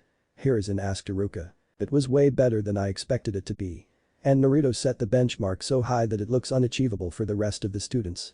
During the sparring match, no one, not even the Uchiha prodigy, was able to hit him, let alone defeat him. Haruka said. Well, I couldn't expect any less from him. Hiruzen said. How is he like this at his age? Haruka asked. It is not impossible, we have Kakashi, Shisui, Itachi, and of course, Minato. They all share this feat, so it's likely that he will get his place in this group. Hiruzen said. And if you are wondering about his taijutsu, well, it should be natural for Guy's student. Kakashi said. What? But he just entered the academy, how could Guy-san train him? Haruka asked. I don't know, probably Guy saw something in him that he didn't saw in other, that's why he decided to train him. Kakashi said. If he truly is from the group of prodigies that you mentioned before, then probably he would graduate from the academy in his first year too. Well, his early promotion depends on you whether you recommend him or not. Hiruzen said. I am getting impressed from him right from the first day, so it won't be a problem. Haruka said. Just watch out that other kids don't discriminate him because of the 9 tails. Hiruzen said in a dark tone. Understood, Hokage-sama. There won't be any problem with that. Haruka said. Very well then, you are dismissed. Hiruzen said as Haruka bowed before leaving the room. The next day, everything went as usual. The children stared, making friends with each other. But almost all of them ignored Naruto, probably because of his ceiling chains, or at least this was what Naruto thought until he heard the whispers about him being a demon and to stay away from him. Almost all of the class was talking about him and were giving him weird looks. Naruto sensed the feeling of confusion and awkwardness from the other students, even from Ino and Sasuke. The word spread more quickly than I imagined. But it was expected. I wonder what would they do next, ignore me? Ask sensei to put me out of the class. Naruto thought. Foolish kids. But you couldn't blame them either, it's their parents who taught them this. Kurama said. I don't care. They can do whatever they want. Naruto thought. The rest of the day no one talked to him. As the academy ended, Naruto left the school quietly, without anyone noticing. Rather than using the body flicker technique, he simply walked his way back to the Uzumaki estate. But instead of entering the building, he walked towards the training field and stopped at a certain location. There was a tree cut in half in front of him, and behind the tree there was an aim board lying on the ground. There were 8 more aim boards in the trees, all around him. He then took out 8 kunai and covered them with wind chakra, 4 in each hand, and suddenly disappeared from his position and reappeared in midair. He then shot all 8 kunai in different directions, and then he quickly took out 6 more kunai and shot them too. Of the 6 kunai, 4 of them deflected the previous kunai to hit the aim board on the trees, and other 2 kunai deflected each other to hit the board behind the tree. And in the next second, all of the aim boards were cut in half right from the center, and the trees behind them were also pierced. Naruto then took out 3 shurikens and shot them at a tree, behind which someone was standing. Alright, you can come out, Sasuke. Naruto said in a calm tone. Sasuke then came from behind the tree, looking somewhat frightened. How did you know that I was here? I didn't make any sound. Sasuke asked. I can sense your chakra. Naruto said, picking his kunai and shurikens. Wow, that's amazing. Sasuke said. How did you do that? I saw Nai-chan doing the same and you even cut the aim boards. Sasuke asked. I trained. And you just have to apply chakra to your kunai to cut it. Naruto replied. Would you teach me how to do it too? Sasuke asked. Sure, but first you will need to learn how to throw a kunai perfectly.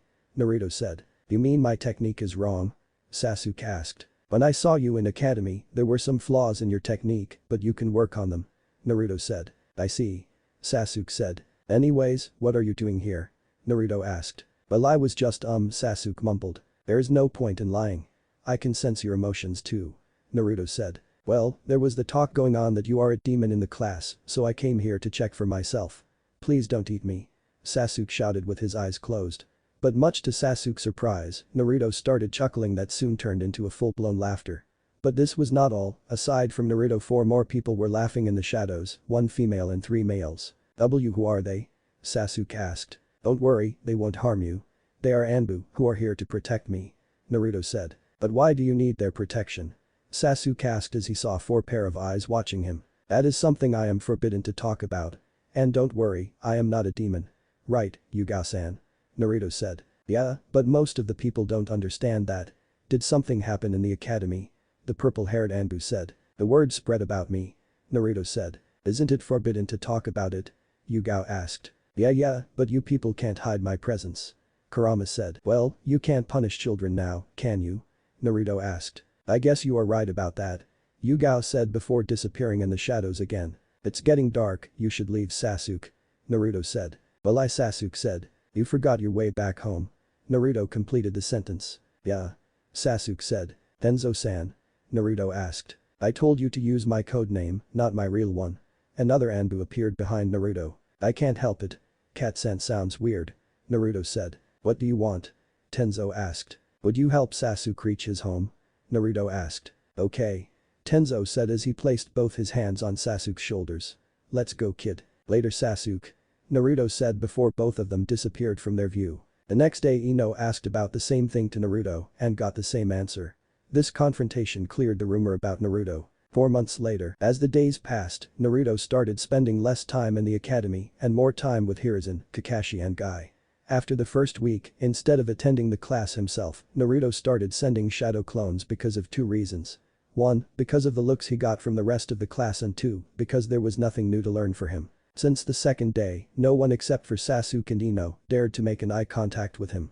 But because of Naruto's somewhat antisocial attitude, the distance between Naruto and Ino became more and more. For Sasuke, it was clear from the first week that almost all the girls were fawning over him, including Ino and Sakura. As promised to Sasuke, Naruto taught him how to use and master the kunai and shurikens. After 4 months, Sasuke finally perfected his aim with the shurikens and kunai. He usually came to Naruto's home and trained with him till it got dark. And for Naruto's training, in the last 4 months, he learned more elemental jutsu from all 5 elements. He even created his signature shunshin, the lightning shunshin. When the shunshin is performed, it appears that a lightning fell on user and the user moves taking advantage of the bright light. For the Fuinjutsu part, he learned how to make the sealing scrolls, chakra stopping seals and other sealing techniques, along with a few barrier formation techniques. And thanks to Naruto's Sharingan, he also learned to cast Jinjutsu, and being a ocular Jinjutsu, even a basic one was hard to break. But aside from Sharingan Jinjutsu, Naruto also learned to cast normal Jinjutsu. It was just a normal day at the academy, except Sakura was missing since the break. Naruto's shadow clone was attending the class, while the real Naruto was reading some scroll along with 100 other clones in his house. But why did you send her to the hills? Naruto heard one of the students talking to her friend. A surprise will be waiting for her there. Last night, Dad's team had a fight in the hills with some enemy ninjas, and he said that they are still there. The girl replied. I think you went too far this time. The first girl replied. Nah, she deserves that. She gets the attention of all the boys in the class and even Sasuke talks to him. Morons. Now what shall I do? Shall I tell sensei? No, it will be too late before he reaches there. I'll just dispel and inform boss about this. The clone thought to himself. But before that Naruto crossed eyes with the girl who had sent Sakura to the hills. And the next second, the whole body of the girl was burning and melting like wax. Soon, all his flesh melted down leaving only his skeleton. The girl was just crying and screaming from fear until something happened. What happened? Another girl asked her. My body she stopped as she saw that she was all okay and nothing had happened at all. What is going on? The girl asked in a panicked state. You just blanked out in the middle of our conversation.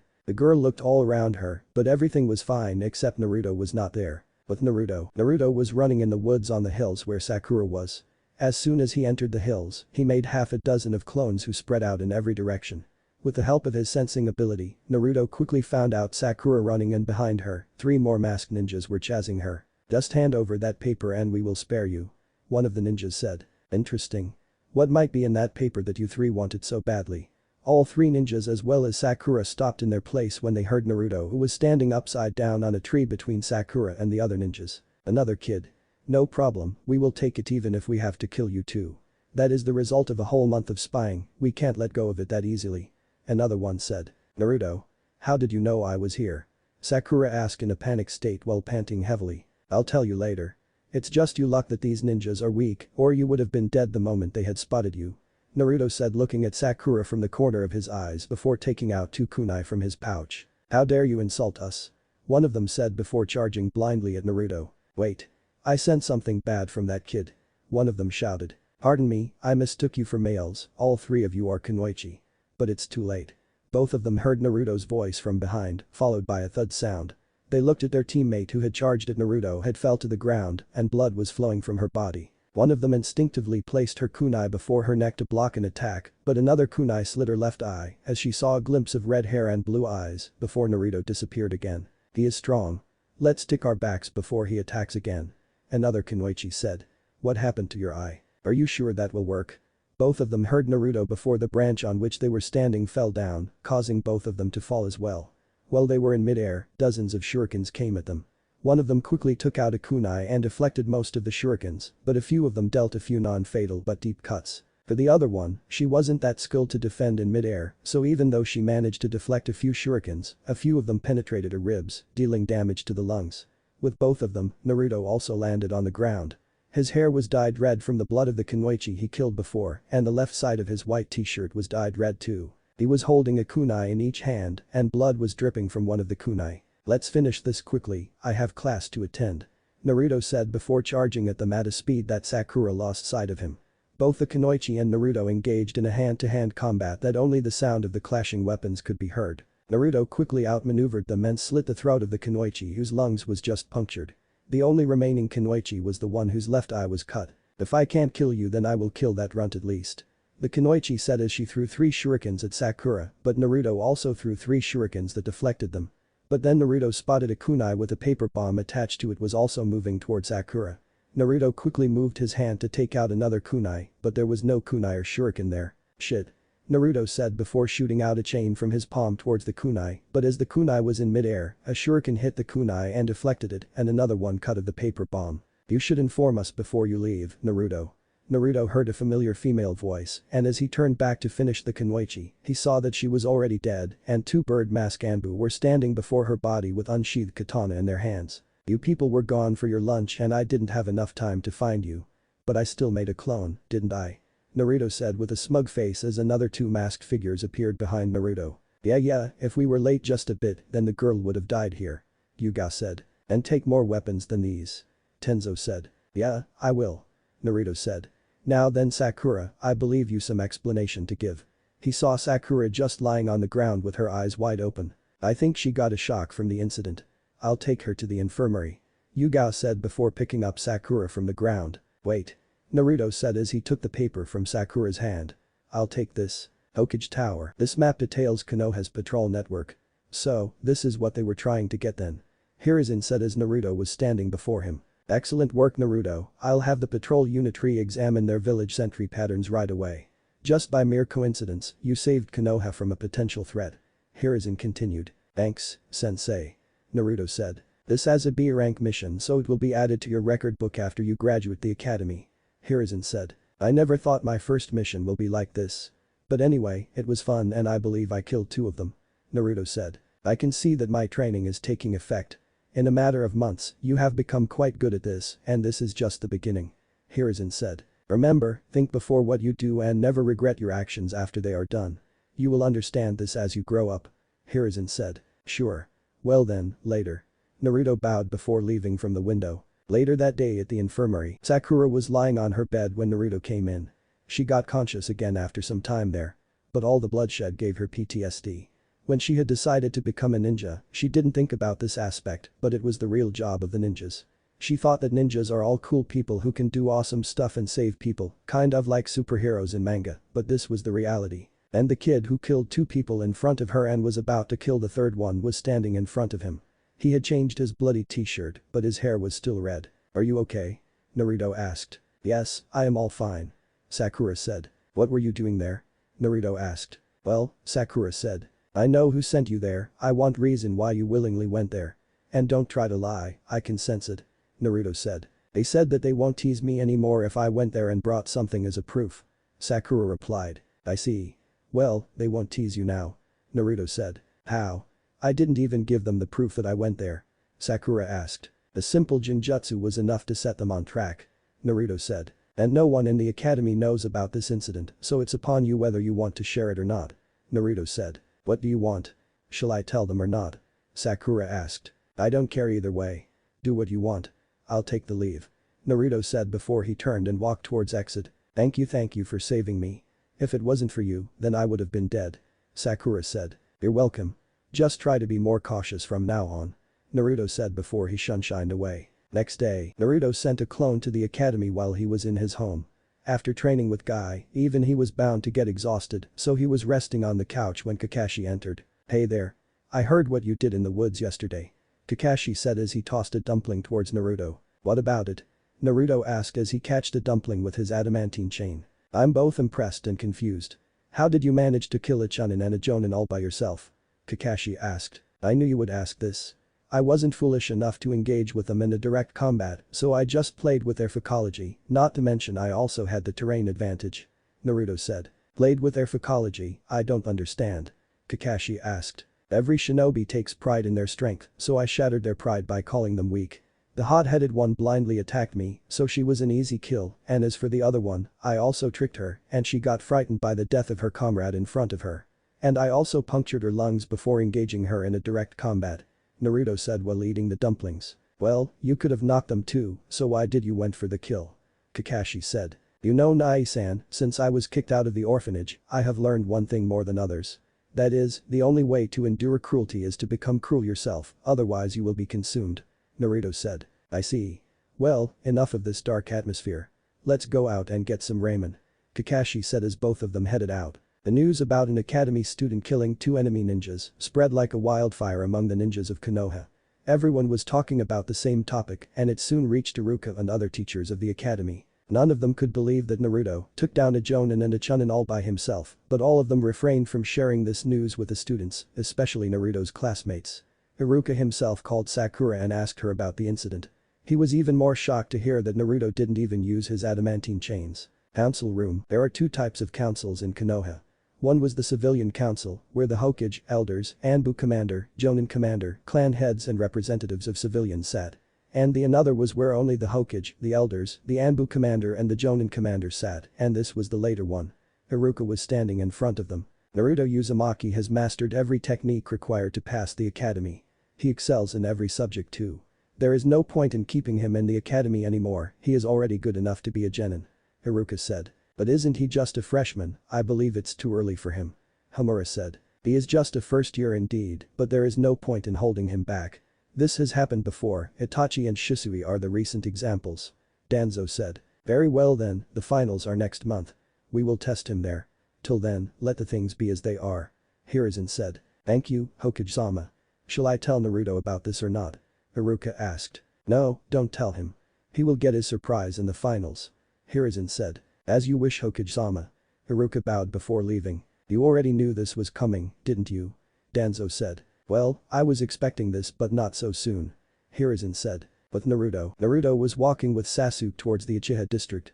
When Naruto told Sasuke that he has never visited the Uchiha district, Sasuke decided to show him. "How far is it?" Naruto asked. "We are halfway there," Sasuke said. "It's still halfway, we are walking for half an hour," Naruto said. "Well, it isn't that far.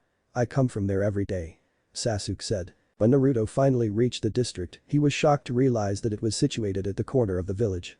Uchiha clan was one of the founder clans of the village, and to be cornered in their own village was even more shocking. As soon as Naruto entered the district, he noticed something unusual. 1, 2, 3 and 4. There are 4 watchtowers guarding, or shall I say spying, this district from every direction. And I sense a high concentration of ninjas in each one of them. It feels like they are watching them every time. Something is wrong. Naruto thought. When Naruto passed through the market, he noticed the looks he was getting. He sensed hostility from the clan members. This is weird, hostility is not what I get from other villagers. And the hate is also in a large amount. Everything is weird about this place. Naruto thought. But this should be expected, they are being watched every time, and they also get cornered. What's more, is that I only know of very few Uchihas that are in the village ranks, most of them are in the police force. I get the feeling that they are being discriminated against. This should be dealt with immediately before this takes a dangerous form. Naruto thought. Suddenly Naruto sensed 2 strong presences behind him.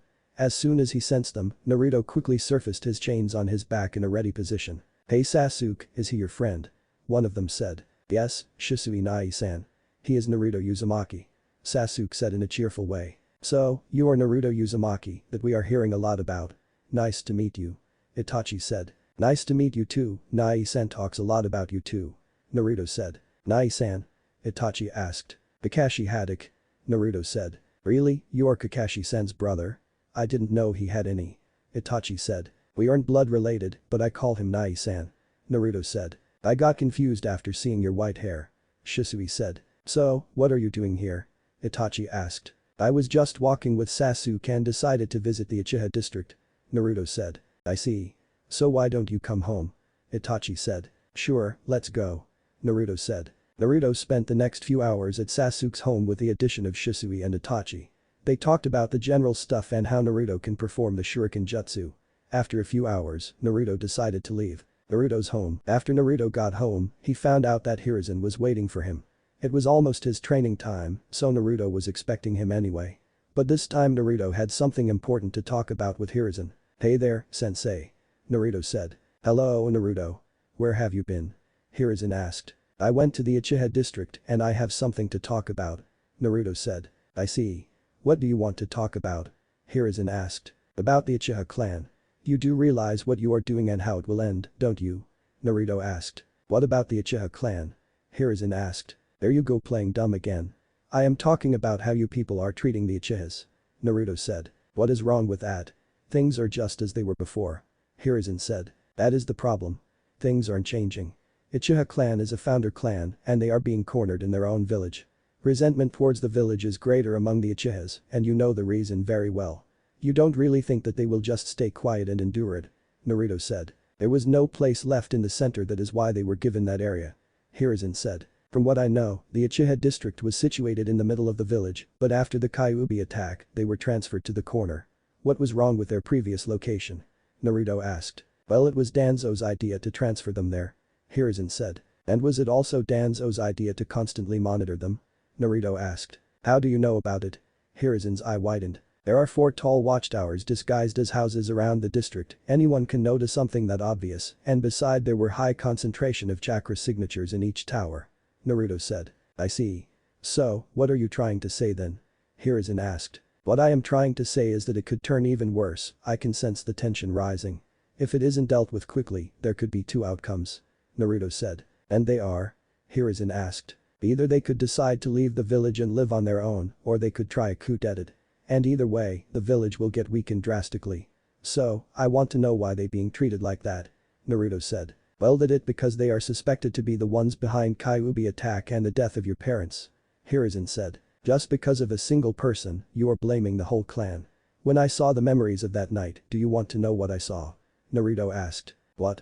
Hiruzen asked. "The man in a black cloak and face covered in a white mask appeared in the room out of nowhere, killed your wife, unsealed Kyuubi from my mother, took him under control, attacked the village, fought my dad and left, and nobody knows about that man. He also called himself Madara Uchiha," Naruto said. "Wait a minute, so you are saying that just a single person did this?" Hiruzen asked. "Yes, and I am certain of it. He also had a Sharingan, but it turned into a different pattern," Naruto said. "A Mangekyo Sharingan, or in worst case, an eternal Mangekyo Sharingan. But as far as we know, only Madara possessed an EMS and he died long ago, so it doesn't make any sense. And as of now, only Shisui has a Mangekyo Sharingan that he awakened a few years ago," Hiruzen said. "Then that means there is a rogue Uchiha wandering around who has a Mangekyo Sharingan," Naruto said. This is a very useful information which can remove all suspicions from the clan, but I ain't sure if we could use it as a basis for any major decision.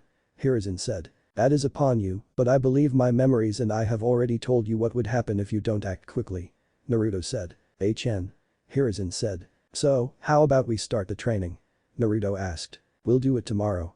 Hiruzen said. Okay. Naruto said. Suddenly a lightning fell on Naruto, and when the light disappeared, he was gone. Hiruzen also dispelled himself. Hokage Tower. As soon as Hiruzen's clone's memory returned to him, he started thinking about it. He isn't wrong. If I let things loose, this could turn bad. Hiruzen thought. But what shall I do? Hiruzen thought. He then snapped his finger, and an Anbu appeared in front of him in a kneel-down position. Fetch Danzo, Itachi and Shisui. Hiruzen ordered as the ninja shunshined away. In a matter of few minutes, all three of them were standing in front of Hiruzen. From now on, Itachi and Shisui are no longer part of the route. They will be working directly under me. Hiruzen said. But I need them en route. They are captain of both the squads. Danzo said. It's an order. You can go now. Hiruzen said as Danzo gritted his teeth. Do as you please. Danzo said before marching out. Hiruzen waited for him to go and then activated the privacy seal and asked the Anbu to clear the room. Now only Itachi, Shisui and Hiruzen were present inside the room. Now then, I have a question for both of you. What comes for you first, the village or the clan? Hiruzen asked. The village. Both of them said in unison without any hesitation. Very well then. I want you to do something for me, will you do it? Hiruzen asked. Of course, we will. Itachi said. I want you to spy on your own clan and report me your findings after a month. You will only report me and you are not to talk about this with anyone else. Of course, you can decline this mission if you aren't comfortable with it, it won't affect your track record. Hiruzen said. I accept. Itachi said followed by Shisui. Good. Hiruzen said. Can I ask something? Shisui said. Yes. Hiruzen said. Is there something wrong going in the clan? Shisui asked. No, everything is fine. I was thinking of calling off the shinobi who are monitoring the clan and allowing the Uchihas to join the village ranks and for the other Leaf shinobi to join the police force, but I thought to give it a final check before doing it. Hiruzen said. That would be great, Lord Hokage. We'll do it right away. Itachi said. Well then, you're dismissed. Report me after 1 month. Hiruzen said as both Itachi and Shisui shunshined away. Things shall change with time. Hiruzen said to himself. 1 month later, for the past month, things went normally, but this was probably the silence before the storm. But for our protagonist, things were going as smoothly as ever. He started the waterfall waking and was doing quite good at it, but then again, he was using around 250 clones for help. But all things aside, today were his first year final examination. All the students were sitting in the classroom, waiting for the test to begin. The first year finals were just written examination, a Taijutsu match and a test of clone jutsu, which was not compulsory to pass. But this was still their finals, easy or not. Nervous? Sasuke asked. No, not at all. Naruto said. Haruka then entered the class with a bunch of papers. Alright class, you will get the question paper in 10 minutes, so prepare yourselves. After the papers, we will do the Taijutsu match followed by the clone test. Haruka said. He then waited for the class to settle down and then looked at Naruto. Naruto Uzumaki, you have been summoned at the gymnasium. Haruka said. When? Naruto asked. Now. Haruka said. What about the test? Naruto asked. You don't have to worry about it. Haruka said. Alright.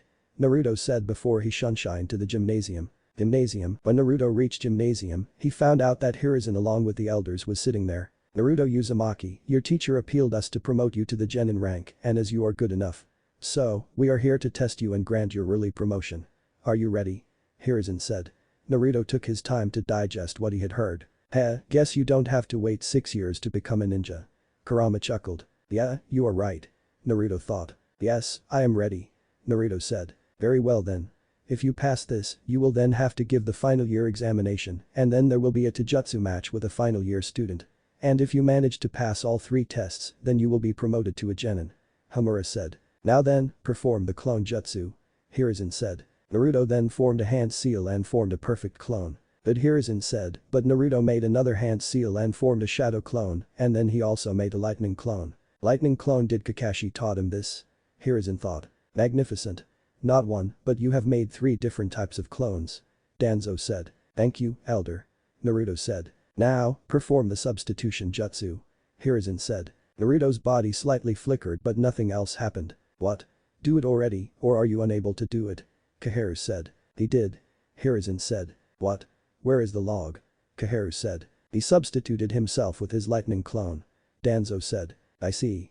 My eyesight must be getting bad with age. Well, you can't stay young forever. Kaharu said. You can't stay young forever. Naruto thought. This was flawless too. Well done. Now the last one, perform the transformation jutsu. Hiruzen said. Naruto then made a hand seal and he and his 3 clones transformed into the 4 Hokage. Amazing Naruto. As flawless as ever. You have successfully passed the first round. Now you just have to give the written examination and fight a Taijutsu match and you will be a genin. Hiruzen said. Thank you, Hokage-sama. Where do I have to give the written examination? Naruto asked. In your class. Iruka will take care of it, our job is done here. Hiruzen said. Naruto then bowed to them and when he raised up, all 4 of them had gone already. So, how was it? Naruto asked. Kakashi then emerged from the shadows. Very good and you also used the lightning clone that I had taught you. Kakashi said. Thank you. Now, I am getting late, so I'll meet you later. Naruto said before performing his lightning shunshin to go to the class. Classroom, I take it that you have already passed the first round. Here, you have 3 hours to complete these. Iruka said handing over the questions to Naruto. Thank you. Naruto said as he took the questions and started writing. Just after half an hour, he completed the test. You do realize that these are final year question. Even the final year students have trouble solving all of them and you are saying that you have completed this in such a short amount of time. Iruka said. All the other students were too busy to pay attention to them. Yes, sensei. You can take my papers. Naruto said handing over the papers to Iruka. Well then, since you are done with these, you have to go to the training ground for your Taijutsu session. Iruka said. Okay. Naruto said before disappearing. Training ground. What Iruka expected was that Naruto would have a hard time against a final year, but this was what actually happened. One, you can do it. You just have to land a single hit. Naruto said. He was just dodging every strike without even taking out his hands from his pocket. For the rest of the class, it looked like the roles were reversed and Naruto was actually a final year playing with a first-year student. Congratulations senpai. You have successfully wasted 6 years of your life learning nothing. What a magnificent job. Naruto said dodging another punch that was supposed to land on his face. Damn it. I am supposed to be one of the best Taijutsu users of my class. The boy said. Oh really? Well, I am done playing and it wasn't even fun. Naruto said jumping away, making some distance between them. The boy then charged at Naruto with his full speed, clenching his fists as tight as possible, but even before he could start his barrage of fists, Naruto landed an axe kick in his face, instantly knocking him out. Naruto Uzumaki wins. The instructor announced. Hokage Tower. Hiruzen was sitting on his chair when someone knocked on the door. Come in. Hiruzen said. Both Itachi and Shisui entered the room. After seeing them, Hiruzen quickly signaled his Anbu to empty the room and then he activated the privacy seal. Mission report. Hiruzen said. Unfortunately, the Uchiha clan is thinking of a coup d'etat. Itachi said. Either they could decide to leave the village and live on their own or they could try a coup d'etat. And either way, the village will get weakened drastically. Hiruzen remembered Naruto's words. I see. Elaborate the situation. Hiruzen said. During the clan meeting at the Nakano Shrine, Yashiro proposed the idea of launching a coup d'etat along with Tekka and Nanabi. Fugaku-san said that he will look into the matter and try to solve the situation by talking and avoid bloodshed, but I believe that if pushed further he might agree to the idea as well. Shisui said. I see. So, I conclude that Fugaku had no intention of a coup d'etat but he is being pushed by Yashiro, Tekka and Nanabi, right? Hiruzen said. Precisely. Shisui said. And what are their demands? Hiruzen asked. They want the Uchiha participation in the center of the village, dismantling the compound and the freedom to choose where they live, and Fugaku Uchiha to be named as the 5th Hokage. Itachi said. Okay. So, what's your opinion? Hiruzen said. This should be dealt with before the next clan meeting or the whole Uchiha clan will agree to the idea. Itachi said. And when is that? Hiruzen asked. 2 weeks later. Shisui said. I'll deal with this before it come to that. Fix a meeting with Fugaku Uchiha for tomorrow. Hiruzen said. But before that, Yashiro, Tekka and Nanabi should be silenced. But I don't want you two to carry the burden of killing your clan members, so I'll ask Tenzo to do it. Hiruzen said. Can I do it? Itachi asked. What? Why do you want to do it? Hiruzen asked. I believe I know their weaknesses well enough and I can do it better. Itachi said. Well then, finish them before sunrise. Also dispose off their bodies and make sure that their deaths aren't revealed before the meeting. Hiruzen said. As you say, Lord Hokage. Itachi said. Very well then, you two are dismissed. Hiruzen said as both of them shunshined away. Somewhere outside the Uchiha district. You got any plan? Shisui asked. Yes, we will inform father about the meeting first. Then I will deal with the Ishiro, Tekka and Anabi. Itachi said. Well then, let's go. Shisui said as both of them shunshined towards Itachi's house. Itachi's house, Uchiha clan head's residence. Itachi and Fugaku were sitting in a room while Shisui decided to wait outside the house. Father, Hokage-sama wants to talk to you tomorrow and he told me to inform you about this. Itachi said. Huh? Did he tell you what this is about? Fugaku asked. No. Itachi said. Any guesses? Fugaku asked. No, not at all. He just summoned me and asked me to inform you. Itachi asked. Okay then. I was planning to talk to him anyway.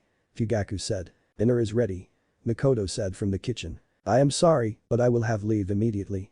I have got another mission to do. Itachi said. Oh, so that is why Shisui is waiting outside. Fugaku said. Ah yes. Itachi nodded. What about the dinner?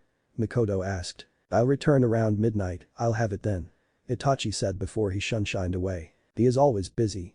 I don't think it was a good idea to let him join the Anbu. Mikoto said. Oh well, we can't change things now. Fugaku said. Yes. And why are you not on the table yet, and what about you Sasuke, do you need an invitation? Mikoto said. Humming. Both the father and son said in unison. But Itachi and Shisui, both of them were sitting on the roof of a building that was situated in the red light area of the village. Itachi unsealed a few bottles of different colors of liquid. He then mixed them in certain proportions. What are we doing here of all places? Want me to remind you that you are too young for this stuff? Shisui said before dodging a punch from Itachi. Shut up. We are not here for what you are thinking, you perverted bastard. Look closely to the White House on your left. Itachi said as he took out 3 shenbons and dipped them into the solution he just made. I see. They are full of energy. Only if I had a Byakugan. Shisui said heavily bleeding from the nose. I said, look on your left, not right. And why haven't they closed the windows? Itachi said punching Shisui in the face. Sorry, left you say Shisui said wiping the blood. Wait a minute, what are they doing here? Shisui said looking at Yushiro, Tekka and Anabi who were just coming out from a brothel. Why else do you think genius? Itachi said. Everyone has a bad habit, all you need is to find and exploit it. I see. So, what are we going to do now? Shisui asked. Let's follow them. Itachi said. Soon all 3 of them ended up in an empty dark street, followed by Itachi and Shisui. Man, she was great. Yushiro said stumbling. I told you, didn't I? Anabi said. This is our chance, you take out Yushiro and I will take the other 2. Itachi said giving Shisui one of the shenbons. Both of them shot the shenbons at the same time. I am feeling dizzy. Tekka said before falling on the street. Me too. Yushiro and Anabi said in unison before they fell too. This is fastest drug I have. Itachi said. Are they dead? Shisui asked. No, they are just unconscious. No lethal drug works this fast. Itachi said before unsheathing his ninjato. We are doing it here? Shisui asked. Not completely, I will just kill them and decapitate them small enough to be stored in a sealing scroll. Itachi said. Okay, you do the bloody work. I'll make sure that no one comes here and I'll also cast a genjutsu just for safety. Shisui said before disappearing. Okay. Itachi said. He then stabbed them in the back of their head, killing them instantly, and then proceeded to decapitate them. After a little effort and spilling a lot of blood, he finally managed to seal them in the sealing scroll. But he also plucked out their sharingans, put them in a glass container, and sealed them in a different scroll. What was that for? Shisui asked. Just for insurance, if in a worse case, I lose my eye in a battle, then I would be able to replace them. Itachi said. I see. And what about the blood that you have just spilled? Shisui asked. You have the earth release, don't you? Itachi asked. Yes. Shisui replied. Well then, clean it up. Itachi said picking up the scrolls. And what about these scrolls? Shisui asked flipping the land where the blood was. After he was finished, the place was as good as new and he also made sure to erase the footprints. We'll burn them in the forest. Itachi said. He then took the scrolls and went to the forest where he used a fire-style jutsu to burn them to ashes. Next day, Hokage Tower. Did you wanted to talk to me? Fugaku asked standing in front Hiruzen. Yes, have a seat. Hiruzen said. May I ask what is it about? Fugaku asked. I have done many mistakes in my life, but it's time to correct a few of them. I know that things won't be like before but still, better late than never. Hiruzen said. I am sorry, but I don't understand what you are saying. Fugaku said. I will get to business. It is about your clan, the Uchiha clan. Hiruzen said. What about my clan? Fugaku asked. I am going to recruit the Uchihas into the village ranks. Also, as you would have noticed earlier, and I apologize for it, I am going to call of the shinobi who are monitoring the Uchiha clan. Hiruzen said. That will be very good, Lord Hokage. The resentment towards the village was increasing among the Uchihas, but this will not only end the bitterness, but will also be a now start for all of us. Fugaku said. I also want your opinion on the Uchiha district. Should I dismantle it and allow the Uchihas to live freely wherever they want, or shall I rebuild it somewhere between the center and the middle of the village? Hiruzen asked. I believe rebuilding will be a better option. Fugaku said, grinning from ear to ear. Very well then, also from now on the police force will not only be limited to the Uchihas. Hiruzen said. But why? Fugaku asked. Because those who fight evil become hated easily. Hiruzen said. Words aren't enough to express my gratefulness to you. Thank you very much. Fugaku said. There is no need to thank me, I just did what I had to. Hiruzen said. Now, I believe you should inform your clan about the changes while I do the necessary paperwork. As you say, Lord Hokage. Fugaku said before leaving. Aren't you getting late for the academy? Hiruzen asked. I was just concerned about this matter, but I will be going now. Naruto said from behind the window. The next second, a lightning fell and he was gone. Academy, all the students were sitting in their class waiting for their results. Haruka then entered the class carrying a bunch of checked papers. Alright class, your papers have been checked and here are your results. Now Haruka was stopped in middle when the door opened and Naruto was standing outside. May I come in, sensei? Naruto asked. Yes, come in. This isn't like you to come late. Something happened. Haruka asked as Naruto took his seat beside Sasuke. I had some business to attend to. Sorry for interrupting you. Naruto said. Alright. Now the student with the highest score is Uchiha Sasuke. Please come and take your report card. Haruka said. The whole class burst into chatter. They weren't talking about how Sasuke came first, but how Naruto isn't first. By now, it was clear to the whole class that Naruto is leagues ahead them in every aspect, so they couldn't figure out how Sasuke was first. Sasuke went and took the report card with a grin on his face. I'm confused. How? Sasuke said. Have patience. You will get your answers soon. Naruto said. Haruka then called out the names of the rest of the students, with the exception of Naruto. As the names passed, the other students started becoming desperate about Naruto's result. Finally, Haruka called out all the students, but Naruto. Naruto Uzumaki, you have been promoted to Genin rank. And you have also been awarded with the title of Rookie of the Year. Also, your record has surpassed Lord Force, which was the highest until now. Congratulations. You can collect your award and certificate from the principal's office. Haruka said. There was pin-drop silence in the class. None of the students could digest what they had just heard. It took a few minutes for the news to settle until one of the civilian girls stood up. How could he become a genin and not us? She asked. It's simple, he gave the test and passed it, while you along with most of the class couldn't even perform the clone jutsu. Haruka said. So, you got your answers? Naruto asked. Yeah. Well, congratulations on your promotion. Sasuke said. Thanks. Naruto said. Now then Naruto, go to the room 6A. Your genin team and your Jonin sensei are waiting for you. Haruka said. On my way. Naruto said. Later then. Naruto waved at Sasuke, Ino and Sakura, and all three of them waved back at him. Hokage Tower. Danzo barged into Hiruzen's office along with Koharu and Homura. He was visibly boiling with anger. What do you think you are doing, Hiruzen? Danzo shouted. My job, what else? Hiruzen said. Why are you allowing the Uchihas into the village ranks and you are also rebuilding their district in the center of the village? You are putting the whole village in danger. Why can't you understand a simple thing and let things be as they were? Danzo asked. And why haven't you discussed it with the council before taking any major decision? Homura asked. The council exists to advise me, not to decide my decisions. I did what I needed to do in order to maintain the peace of the village. Hiruzen said. And as for your answer, Danzo. If had let things loose then the village would have weakened drastically, and you know what I mean. I had let you handle the things and you created such a mess, and God knows what else have you done while I had my eyes closed. But not anymore, I am the Hokage, and I will handle both the bright and dark matters from now on. Be grateful that I am not taking over root. Hiruzen said. I see. Then don't come crying to me if something bad happens. Danzo said. Don't worry, nothing bad will happen. Hiruzen said. Class 6A Academy. 2 kids and a Jonin were standing in the class. All other students were gone with their respective teams, but they were waiting for their third teammate to come.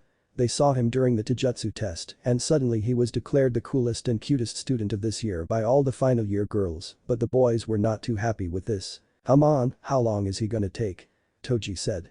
He had shoulder-length jet black hair and was wearing an asparagus green blouse with long sleeves, over a mesh armor and long black pants. He had tied his hide on his left arm. Be patient, it's been just 5 minutes since the bell rang. Mei said. Mei Yamanaka was a member of the Yamanaka clan. She had fair skin, blue eyes, and blonde hair that reached her mid-back. She was wearing a light brown top, regular armbands, beige shorts and burgundy sandals. She had tied her height on her forehead. I don't get it, why is he in our team? I mean I know that he got an early promotion, but why our team? Toji asked. Are you really that dense? The teams are made in such a way that the members balance each other out. Naruto-kun has passed the academy as the rookie of the year and on the other hand, you were the dead last, so you two balance each other out. And I was neither too good or too bad, so we are a balanced team. Mei said. Suddenly, a lightning fell in the middle of the class and after the light faded out, the white-haired member of this newly formed Team 7 was standing there. He was wearing the normal clothes, a full-sleeve white t-shirt and grey pants. He had tied his height on his forehead, but instead of the default blue color, the cloth of his height was black. I am sorry for making you people wait. Naruto said. It's okay. Toji said. Alright, now that everyone is here, why don't we introduce ourselves first? Ibisu said.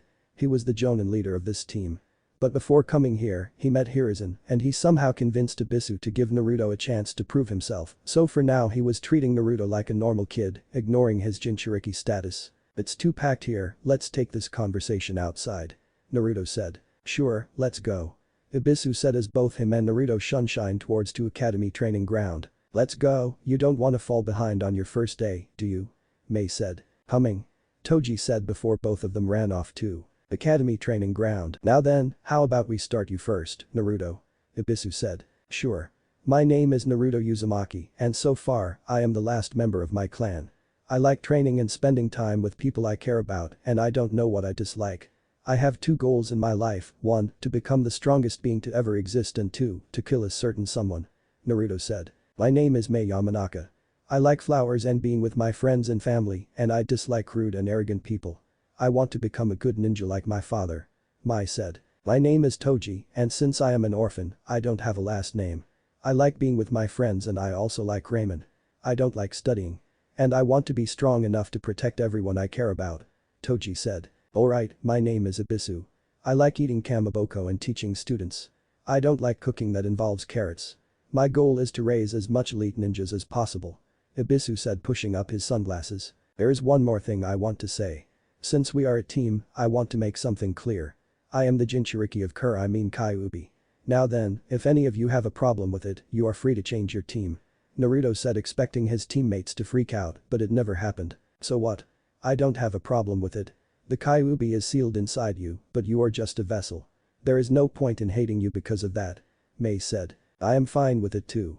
Toji said. Well then, we will begin taking missions from tomorrow. You can go now. Ibisu said before he shined away. It was nice to meet you. I believe we will get along well.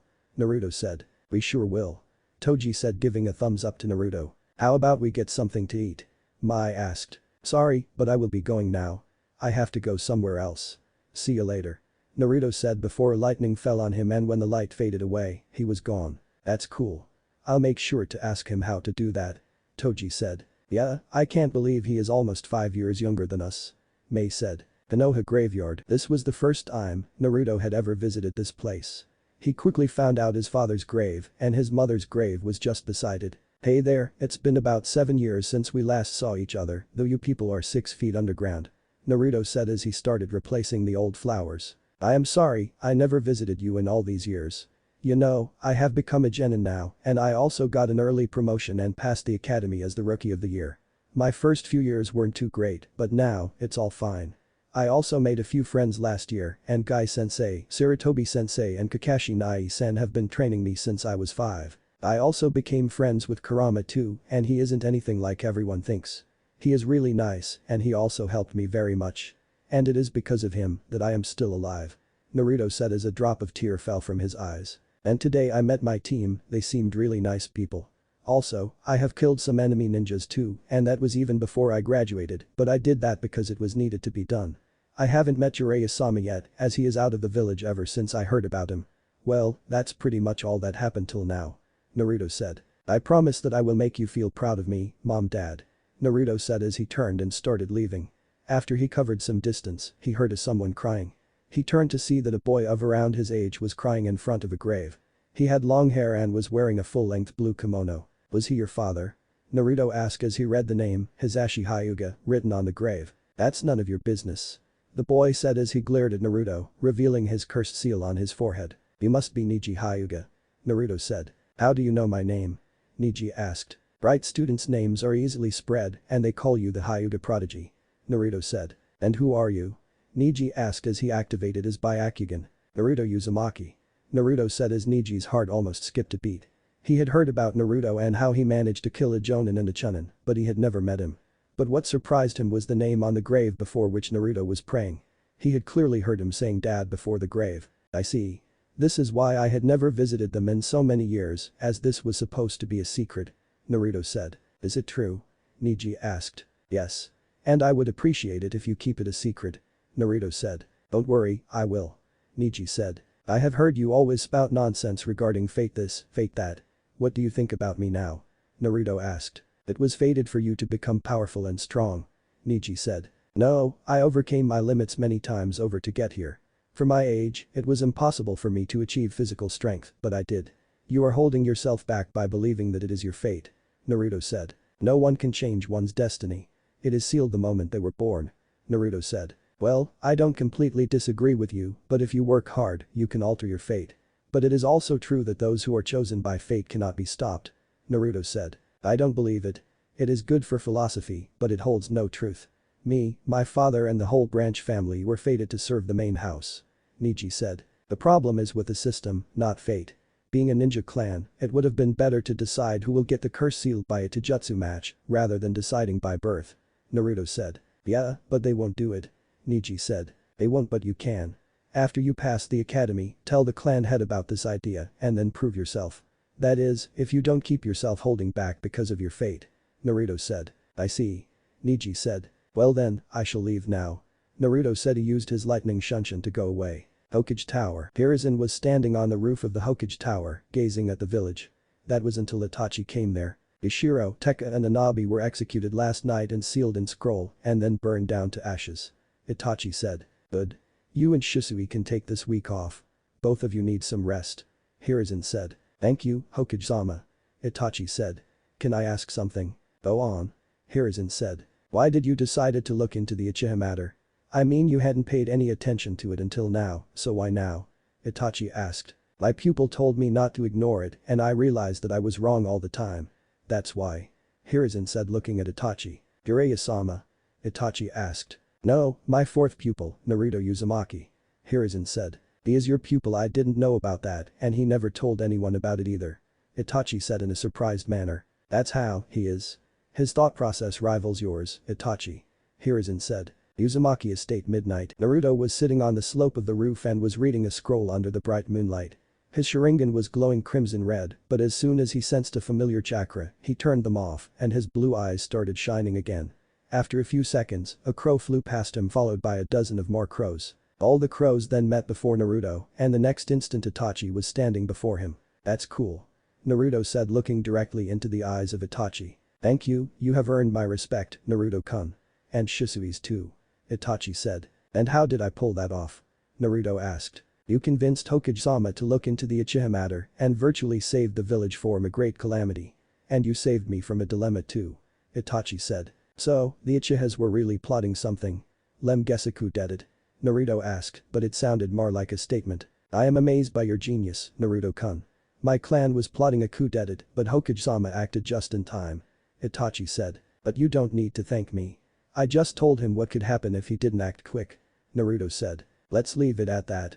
So, are you learning a new jutsu? Itachi asked looking at the scroll in Naruto's hand. No, I am working on a jutsu. An elemental jutsu. I was working on it since last year and I think it's almost done. The only thing left is to finally create it in real life, but it will about 6 months for me to completely master it. But when it's done, it will be a S-rank jutsu. Naruto said. A S-rank jutsu, you have to be kidding me. Itachi asked. Yes. You have seen Kakashi Nai-san's Rikiri, right? Naruto asked. Yeah. Itachi nodded. It is an S-rank jutsu itself, isn't it? Now think of a jutsu which is equally as powerful as Rikiri, but is all range and omnidirectional. That's the type of jutsu it will be. Naruto said. If it is possible, then it could be one of the top jutsu of Konoha. I will be waiting for you to complete it. I will make it possible. Naruto said. After Naruto became a genin, Hiruzen finally started to teach him some A-rank jutsu, basically the top and most common jutsu of each element. and Naruto also mastered the waterfall walking, the most advanced stage of chakra control, which is required to become a medic. Naruto asked Hiruzen to teach him Kenjutsu, but his height wasn't enough to wield a blade, so Hiruzen told him to wait for a few years. But what he learned the most was Fuinjutsu, as after learning calligraphy, he just had to read shit tons of scrolls. Most of them were in his home's library, and he got rest of them from the Konoha archive. His team was also doing well. Naruto had started to bond with his teammates as well, and Mei never missed a chance to tease Naruto. Toji was kind of goofy, but he never slacked off during the work, so all in all, they were doing great. Naruto also hanged out with Sasuke cause now both their homes were way closer than before. Finally, after living in the building for years, Naruto decided to open the basement. For some reasons, there were more than a dozen of different seals around the room, and all of them could only be opened by Naruto's blood. When he finally bypassed all the seals, he found out that the basement was way larger than Naruto had expected. There were tons of shurikens, kunai, and there were a few boxes full of three-pronged kunai and had a special marking on the handles. What do we have here? A space-time teleportation seal. Thanks to Naruto's knowledge of Fuinjutsu, he immediately recognized the structure of the seal. After inspecting the seal for a few minutes, he left the kunai in the box. This must be the Flying Thunder God's seal. The seal is very complex, and without having the base material or someone to teach, it is impossible for me to learn it myself. Naruto thought. Minato was a level 10 seal expert, and even with Tobirama's scrolls, it took him around 3 years to recreate the seal. You are currently at level 6, so you have a long way to go, Naruto. Kurama said. Oh well, I ain't going to kill my brain cells over this. Let's look at other things. Naruto said. The basement was nothing less than an armory, there was stock of everything. After looking at other things for a while, his gaze fell on a violin-like thing. I knew this would be here. Madara has battle fan. You got a lottery, Naruto. Kurama said. Madara's battle fan. Well, it is mine from now on. Naruto Uzumaki's gunbai. Naruto said as his Sharingan glowed to life when he lifted the battle fan. It is light as a feather. But on second thought, I don't have any need for this. So, it will stay here until I need it.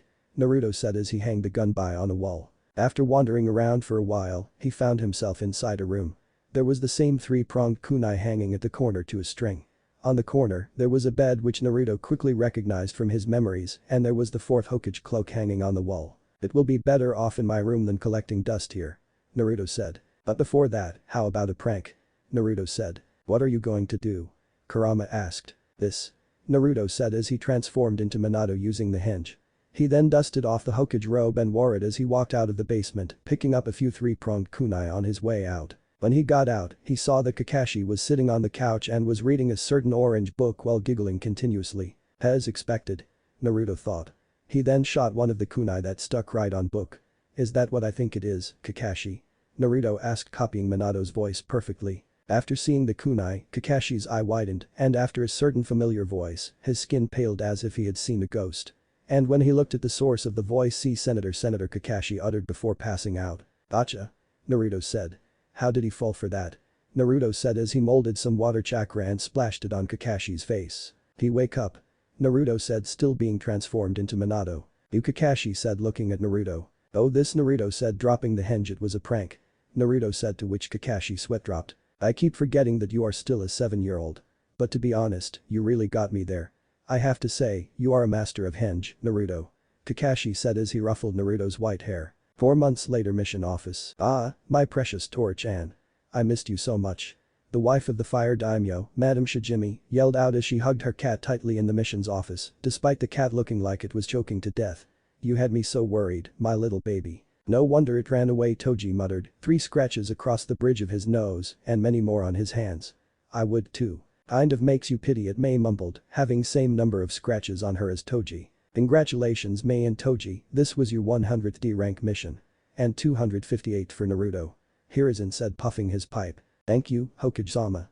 Both Mei and Toji said in unison while Naruto just nodded. And since all the members have completed at least 100 D rank missions, now you are eligible for C rank missions. Let's see what we do have here. Hiruzen said, picking up some files. I think this will be a good one. It is a simple escort mission. Hiruzen said, giving the files to Ibisu. Ibisu will brief you the mission. You have to leave this afternoon for the land of grass.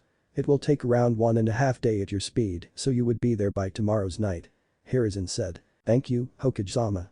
Team 7 said in unison before they got out. Outside the Hokage Tower. Okay, so this is an escort mission. We have to escort the daughter of the daimyo of the land of rivers, who is at her grandparents' home in the land of grass. We have to head for the land of grass this afternoon, and we will meet her there. And from there, we'll have to travel at normal speed for 3 days to the land of rivers, escorting her all the way to her home. Ibisu said. The princess, shouldn't this be a higher ranking mission? Naruto asked. Normally it would be a B-rank mission because of her high profile, but we are just extra protection, half a dozen of guards will be escorting her too.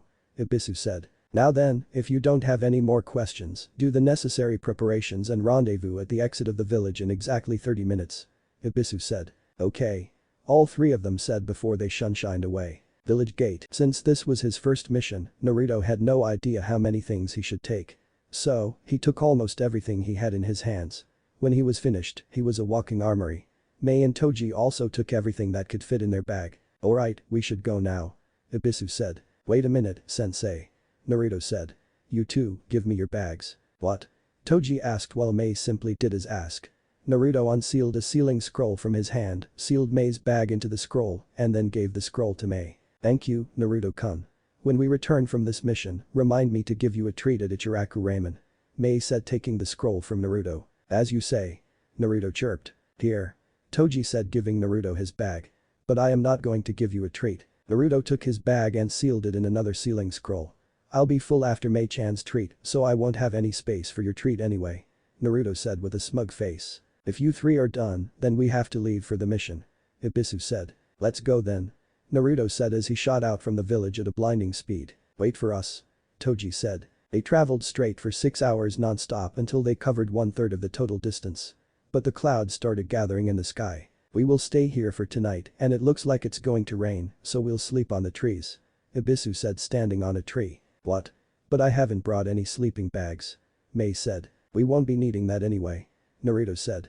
He then jumped to the ground and started making a few hand seal, and then he slammed his hands on the ground. The ground rose a meter above, and 4 rock walls rose at the perimeter of the rectangular platform, and slope also formed at the top for a roof. You guys better start collecting firewood before it starts raining, unless you guys want to catch cold during the night.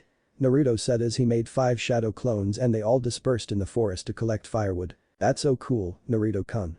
Mei chirped. This is when Earth release is really needed, but ninjas should be discreet, you know.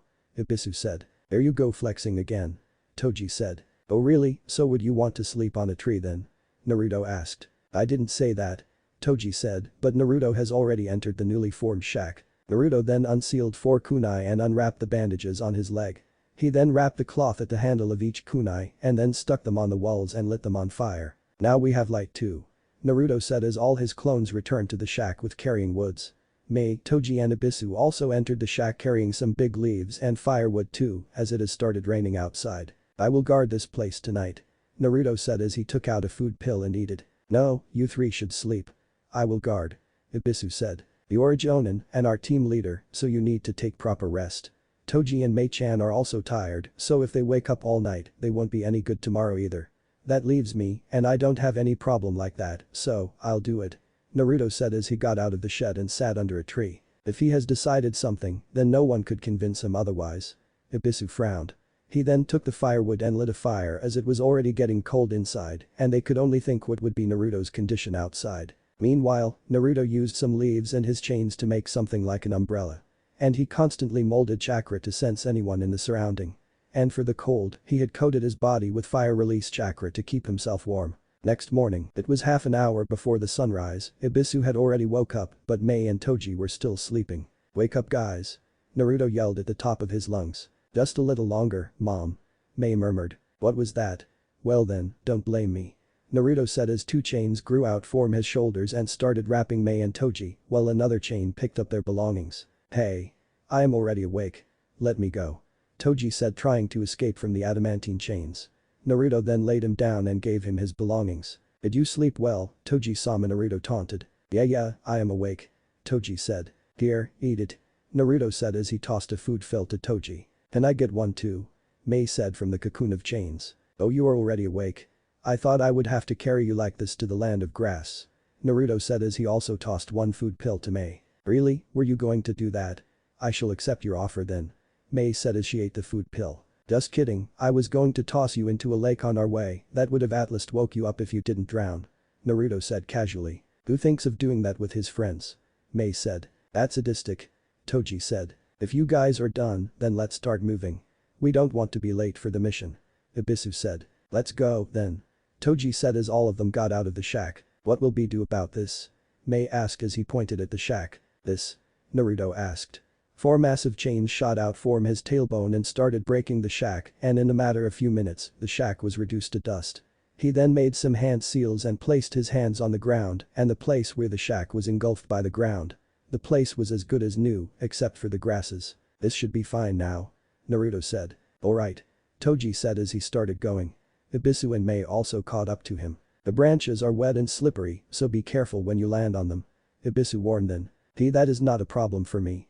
Naruto said as 4 chains stabbed themselves into the tree on which Toji was standing, and Naruto used them to both maintain his balance and increase his speed. Not everyone has those chains. Toji said. That's your problem. Naruto said. They traveled like that the whole day, and even after the sun was down, as it was a full moon night. And due to the rain, their speed was significantly reduced, as they were late by 6 hours. When they reached the land of grass, it was past midnight. Neither Toji nor Mei was in any shape to even move a muscle without having proper rest. They were traveling non-stop since the daybreak. Ibisu and Naruto were no good either, from the look of it, Ibisu really needed some rest if he was to work tomorrow. On the other hand, Naruto was using a transformation jutsu to mask his tiredness, but his movements were also becoming sloppy. Finally, we are here. Toji exclaimed looking at a compound.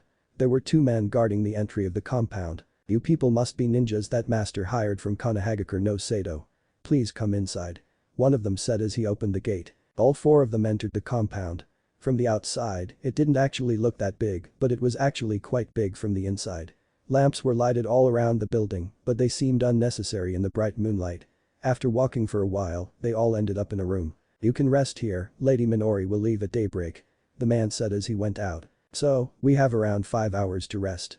Mei said. Yeah, not much if you ask me. Toji said. Come on, we are on a mission. Be grateful that you even get to sleep. Ibisu said. The man then entered holding 4 bowls of food on a tray and put it on the table. Here is your food. He said. Thank you for this. Naruto said. Early morning, after the sun raised, it was time for them to escort Minori, daughter of the daimyo of the land of rivers, to her home. The Team 7's surprise, Minori was just a 10-year-old girl. She had black hairs, pale white skin, and was wearing a red floral design kimono. She was even more calm and composed than Naruto was. After saying her goodbyes to her grandparents, she quietly sat in her palanquin. As told before, there were 6 guards in the convoy and 2 men to lift the palanquin. Ibisu discussed the formation with the guards, and according to the supposed formation the 6 guards were to form a rectangle around the palanquin. As for Team 7, Ibisu in front, Toji at the back, and Naruto and Mei were 2 at either side. The 2 men lifted the palanquin, and all the members of the escort team quickly took their place. After they left the place, there was an awkward silence in the convoy. Are you usually this quiet? Naruto asked Minori, but she didn't said anything. I am talking to you, princess. Naruto said. I have been taught not to talk with strangers. Minori said. What? Naruto chuckled. We strangers are supposed to protect you with our life, so at least talk a little. So that, if time comes, we wouldn't think that we risk our life for an emo brat. Naruto said. Oh okay. What do you want to talk about? Minori asked. How about we exchange names first? Naruto suggested. I am Minori Hanasaki, heir of the Hanasaki family of the land of rivers. Minori said. And I am Naruto Uzumaki, the last known member of the Uzumaki clan and a genin of Konohagakure no Sado from the land of fire. Naruto said. XXX. In the night, Naruto made another shack for the group and this time he also made some windows in the walls. This continued for the next 2 nights. Some foolish robbers tried to attack them on their way, but Ibisu made quick work of them. The next morning, 4 days since they left the land of grass, they just had to cross a river and walk for an hour to finally reach Minori's home. There is the bridge, we are close. Ibisu said pointing at a bridge. But probably due to the weather, it was all foggy around the bridge.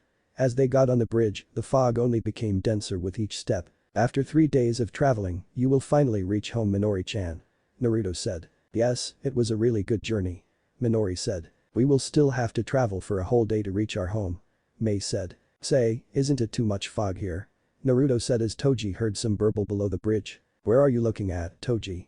Naruto asked. Nothing, I just heard some burbling. Probably some fish. Toji said looking at Naruto.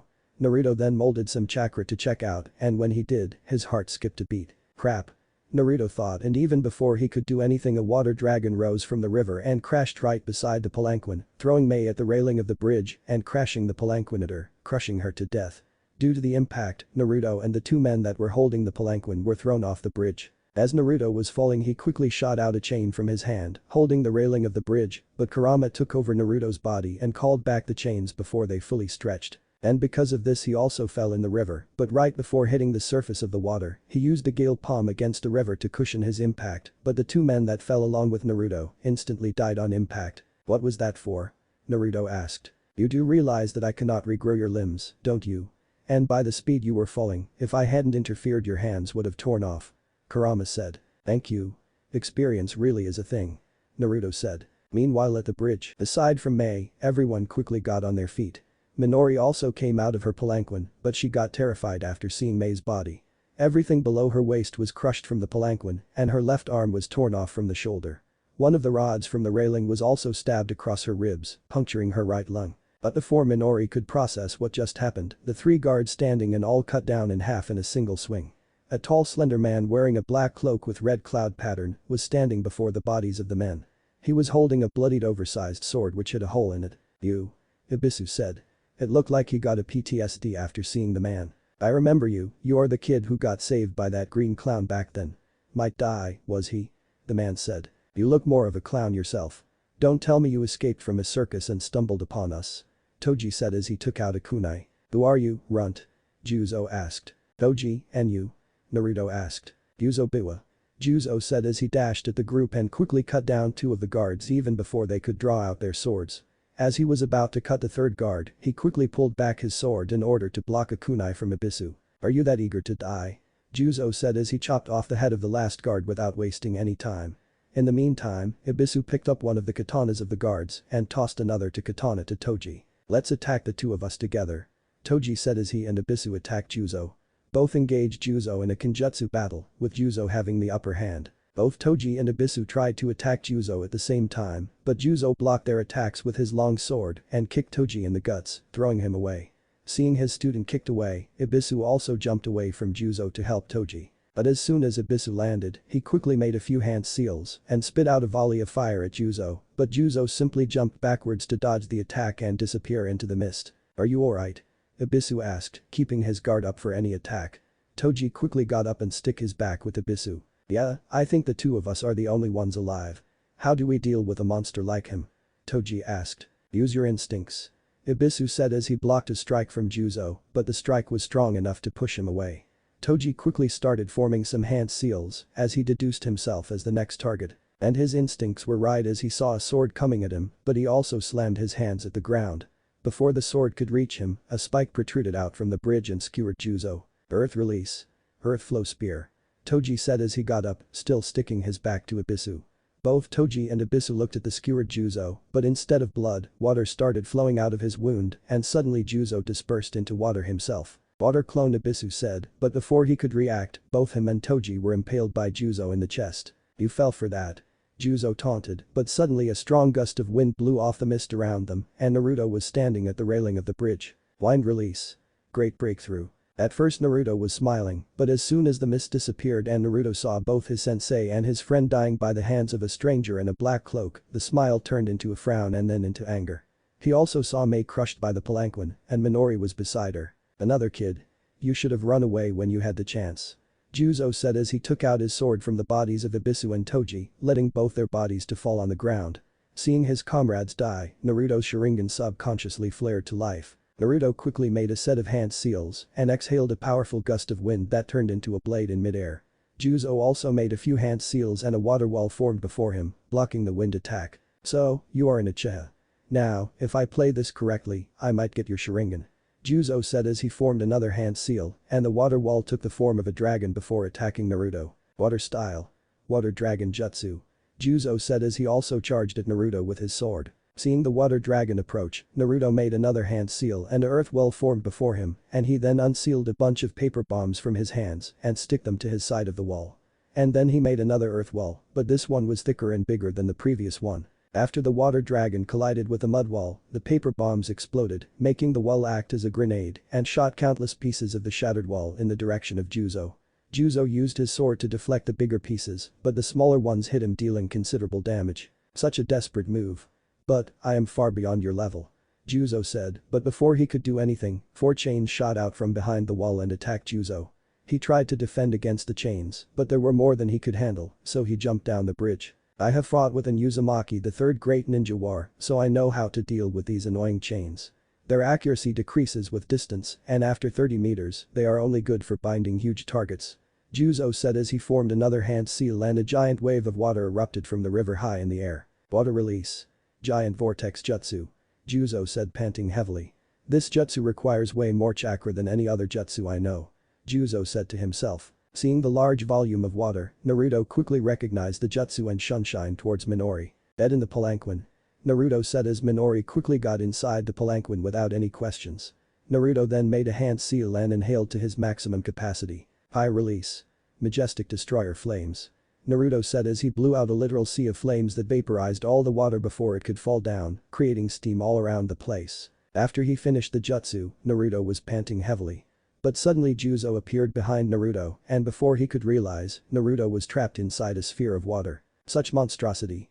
If I have counted right, you just showed 4 different chakra releases. You really are something, brat.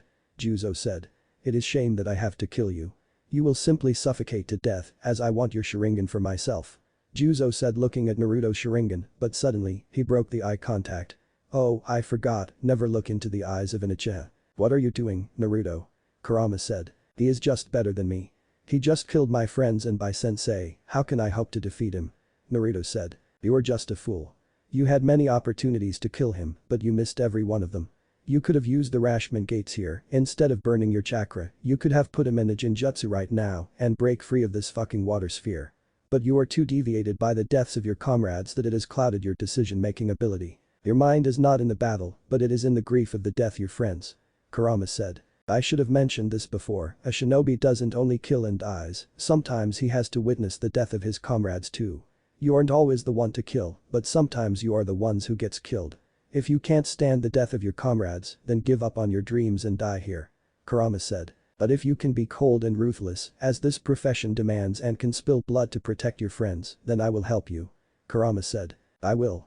Naruto then switched with him without a second thought. Suddenly, a slit appeared on Naruto's Sharingan and his body started glowing. Suddenly he was covered in yellow and orange chakra with black patterns on it. KCM2. This is my chakra cloak. Kurama said to Naruto. He then overpowered the water release jutsu and broke free. What's happening? Juzo asked as he jumped away from Naruto. You die. Naruto said as he appeared beside Juzo and smashed him the ground.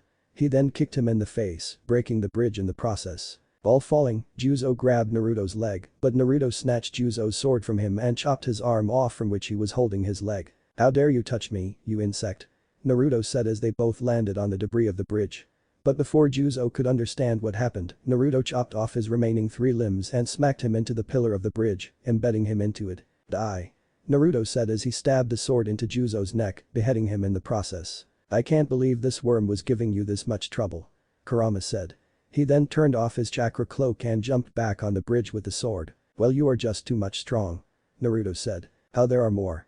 He looked at the end of the bridge where around 4 dozen men were standing with swords and spears. I am good now, I will deal with them myself. Naruto said. As you wish. Your body is way too small for me to handle anyways. Kurama said as he switched back with Naruto. Naruto then glared at the group. What do you want? He asked. Hand over the girl and we will spare you. A man wearing a purple kimono said. Uncle Minori said. Uncle? So did you hire the man that I just killed? Naruto asked. Isn't it obvious? Now hand over the girl so that I can kill her and become the next lord. The man said. What? How come killing her will make you the next lord? Naruto asked. My brother is on his deathbed and he will die in a few days. But instead of me, she is chosen to become the next lord. But if she dies here, then the position will be mine for sure. The man said. I see. Now, I give you one last chance, surrender or die. Naruto said. Don't make me laugh. I thought I would spare you, but now you will die too. The man said. Go, kill both of them. He ordered as all the men marched towards their death. As you wish. Naruto said as he stabbed the sword in the ground and the same chakra cloak covered his body and a slit appeared on his eyes as before. He then took out a pair of kunai and charged at the approaching group. Half a dozen of golden chains shot out from Naruto's back and skewered a dozen men straight through their heads. While the chains were doing their job, Naruto also used the kunai to slit the throat of a man snatched his katana. This one is lighter than the previous one. Naruto said as he stabbed another man in the heart, but before he could pull out the sword, he noticed that another man was trying to stab him from his left. But before his sword could reach Naruto, Naruto glared at him, putting him in a genjutsu before slitting his throat. 25 left. Naruto said as he used his chains as a whip to smash the heads of the enemies. What is he? The man said as he started sweating. What was happening before him wasn't a fight at all, it was a one-sided massacre. The sight of his men dropping dead like flies had shaken him to the very core of his being. In a matter of few minutes, of the 48 men he had brought, only 2 were standing. Suddenly 2 chains shot out from Naruto's shoulder and lifted the last 2 men by their neck. He then smashed both their heads to each other, spraying blood all over the place. 1 left. Naruto said as he dropped their bodies on the ground. And before the man could realize, Naruto was standing right before him. Suddenly, Naruto's hand was covered in a purple lightning. "You're the reason my friends and my sensei died here. So, you will die here too," Naruto said as he stabbed the man in the heart with his hand. He then reverted to his normal form and turned off his Sharingan. His whole body was covered in blood and his white hair was dyed red again. "Rest in peace, Ibisu-sensei Mei-chan Toji," Naruto said looking at their dead bodies as tears started falling from his eyes. Naruto then took out a sealing scroll and sealed Juzo's Kubikirabacho in. He then unsealed 4 corpse sealing scrolls and sealed the bodies of Juzo, Mei, Toji and Ibisu. "You have to walk a little bit," Naruto said looking at Minori who was too terrified to even react. "Hurry up, I have a mission to complete," Naruto said in a soft voice as he lent a hand to Minori. Minori then slowly grabbed Naruto's hand to get up. After walking just for an hour, Minori finally reached her home safe and sound. Naruto then, without wasting any time, quickly left for Konoha. On his way to Konoha, due to Naruto traveling at top speed and the village being relatively closer, it was just a journey of 6 hours for Naruto. Naruto was about to reach the village when Kurama spoke up. "You realized it, don't you?" Kurama said. "Realize what?" Naruto asked. "About your Sharingan," Kurama said. Naruto then formed a mirror in his mindscape and found out that his 2 Tomo Sharingan was now a 6 Tomo Sharingan. "What is this?" Naruto asked. My hunch was right. You possess the founder Sharingan. Or in other words, the same eyes as father," Kurama said. "What? What is founding Sharingan? And who is your father?" Naruto asked. "Me and all other tailed beasts were created by Hagoromo Otsutsuki, better known as Sage of 6 Paths. And you possess the same eyes as him," Kurama said. "You mean Sage of 6 Paths possessed the Sharingan? But I read that he had a special Dojutsu called the Rinnegan," Naruto asked. "He possessed both. The truth is that the Rinnegan was the evolved form of the Sharingan," Kurama said. "So, then how is this different from a normal Sharingan?" Naruto asked. "Well, there are different forms of Sharingan. The first one is the Tomo variant and then comes the Mangekyo Sharingan. Here is the real difference. When someone who possesses a Sharingan suffers great emotional trauma, like losing the person who was most precious to him, his Sharingan evolves into the Mangekyo Sharingan. Each Sharingan comes with a different ability, but if you happen to possess a Mangekyo, then you will have the ability of every other Mangekyo," Kurama said. "There is one more thing, usually using a Mangekyo damages the eyesight and eventually results in blindness. And to prevent that, the user must replace his Mangekyo with another Mangekyo from someone in his first degree of relation. But your Mangekyo will not have such side effects, hence will directly evolve into the eternal Mangekyo Sharingan," Kurama said.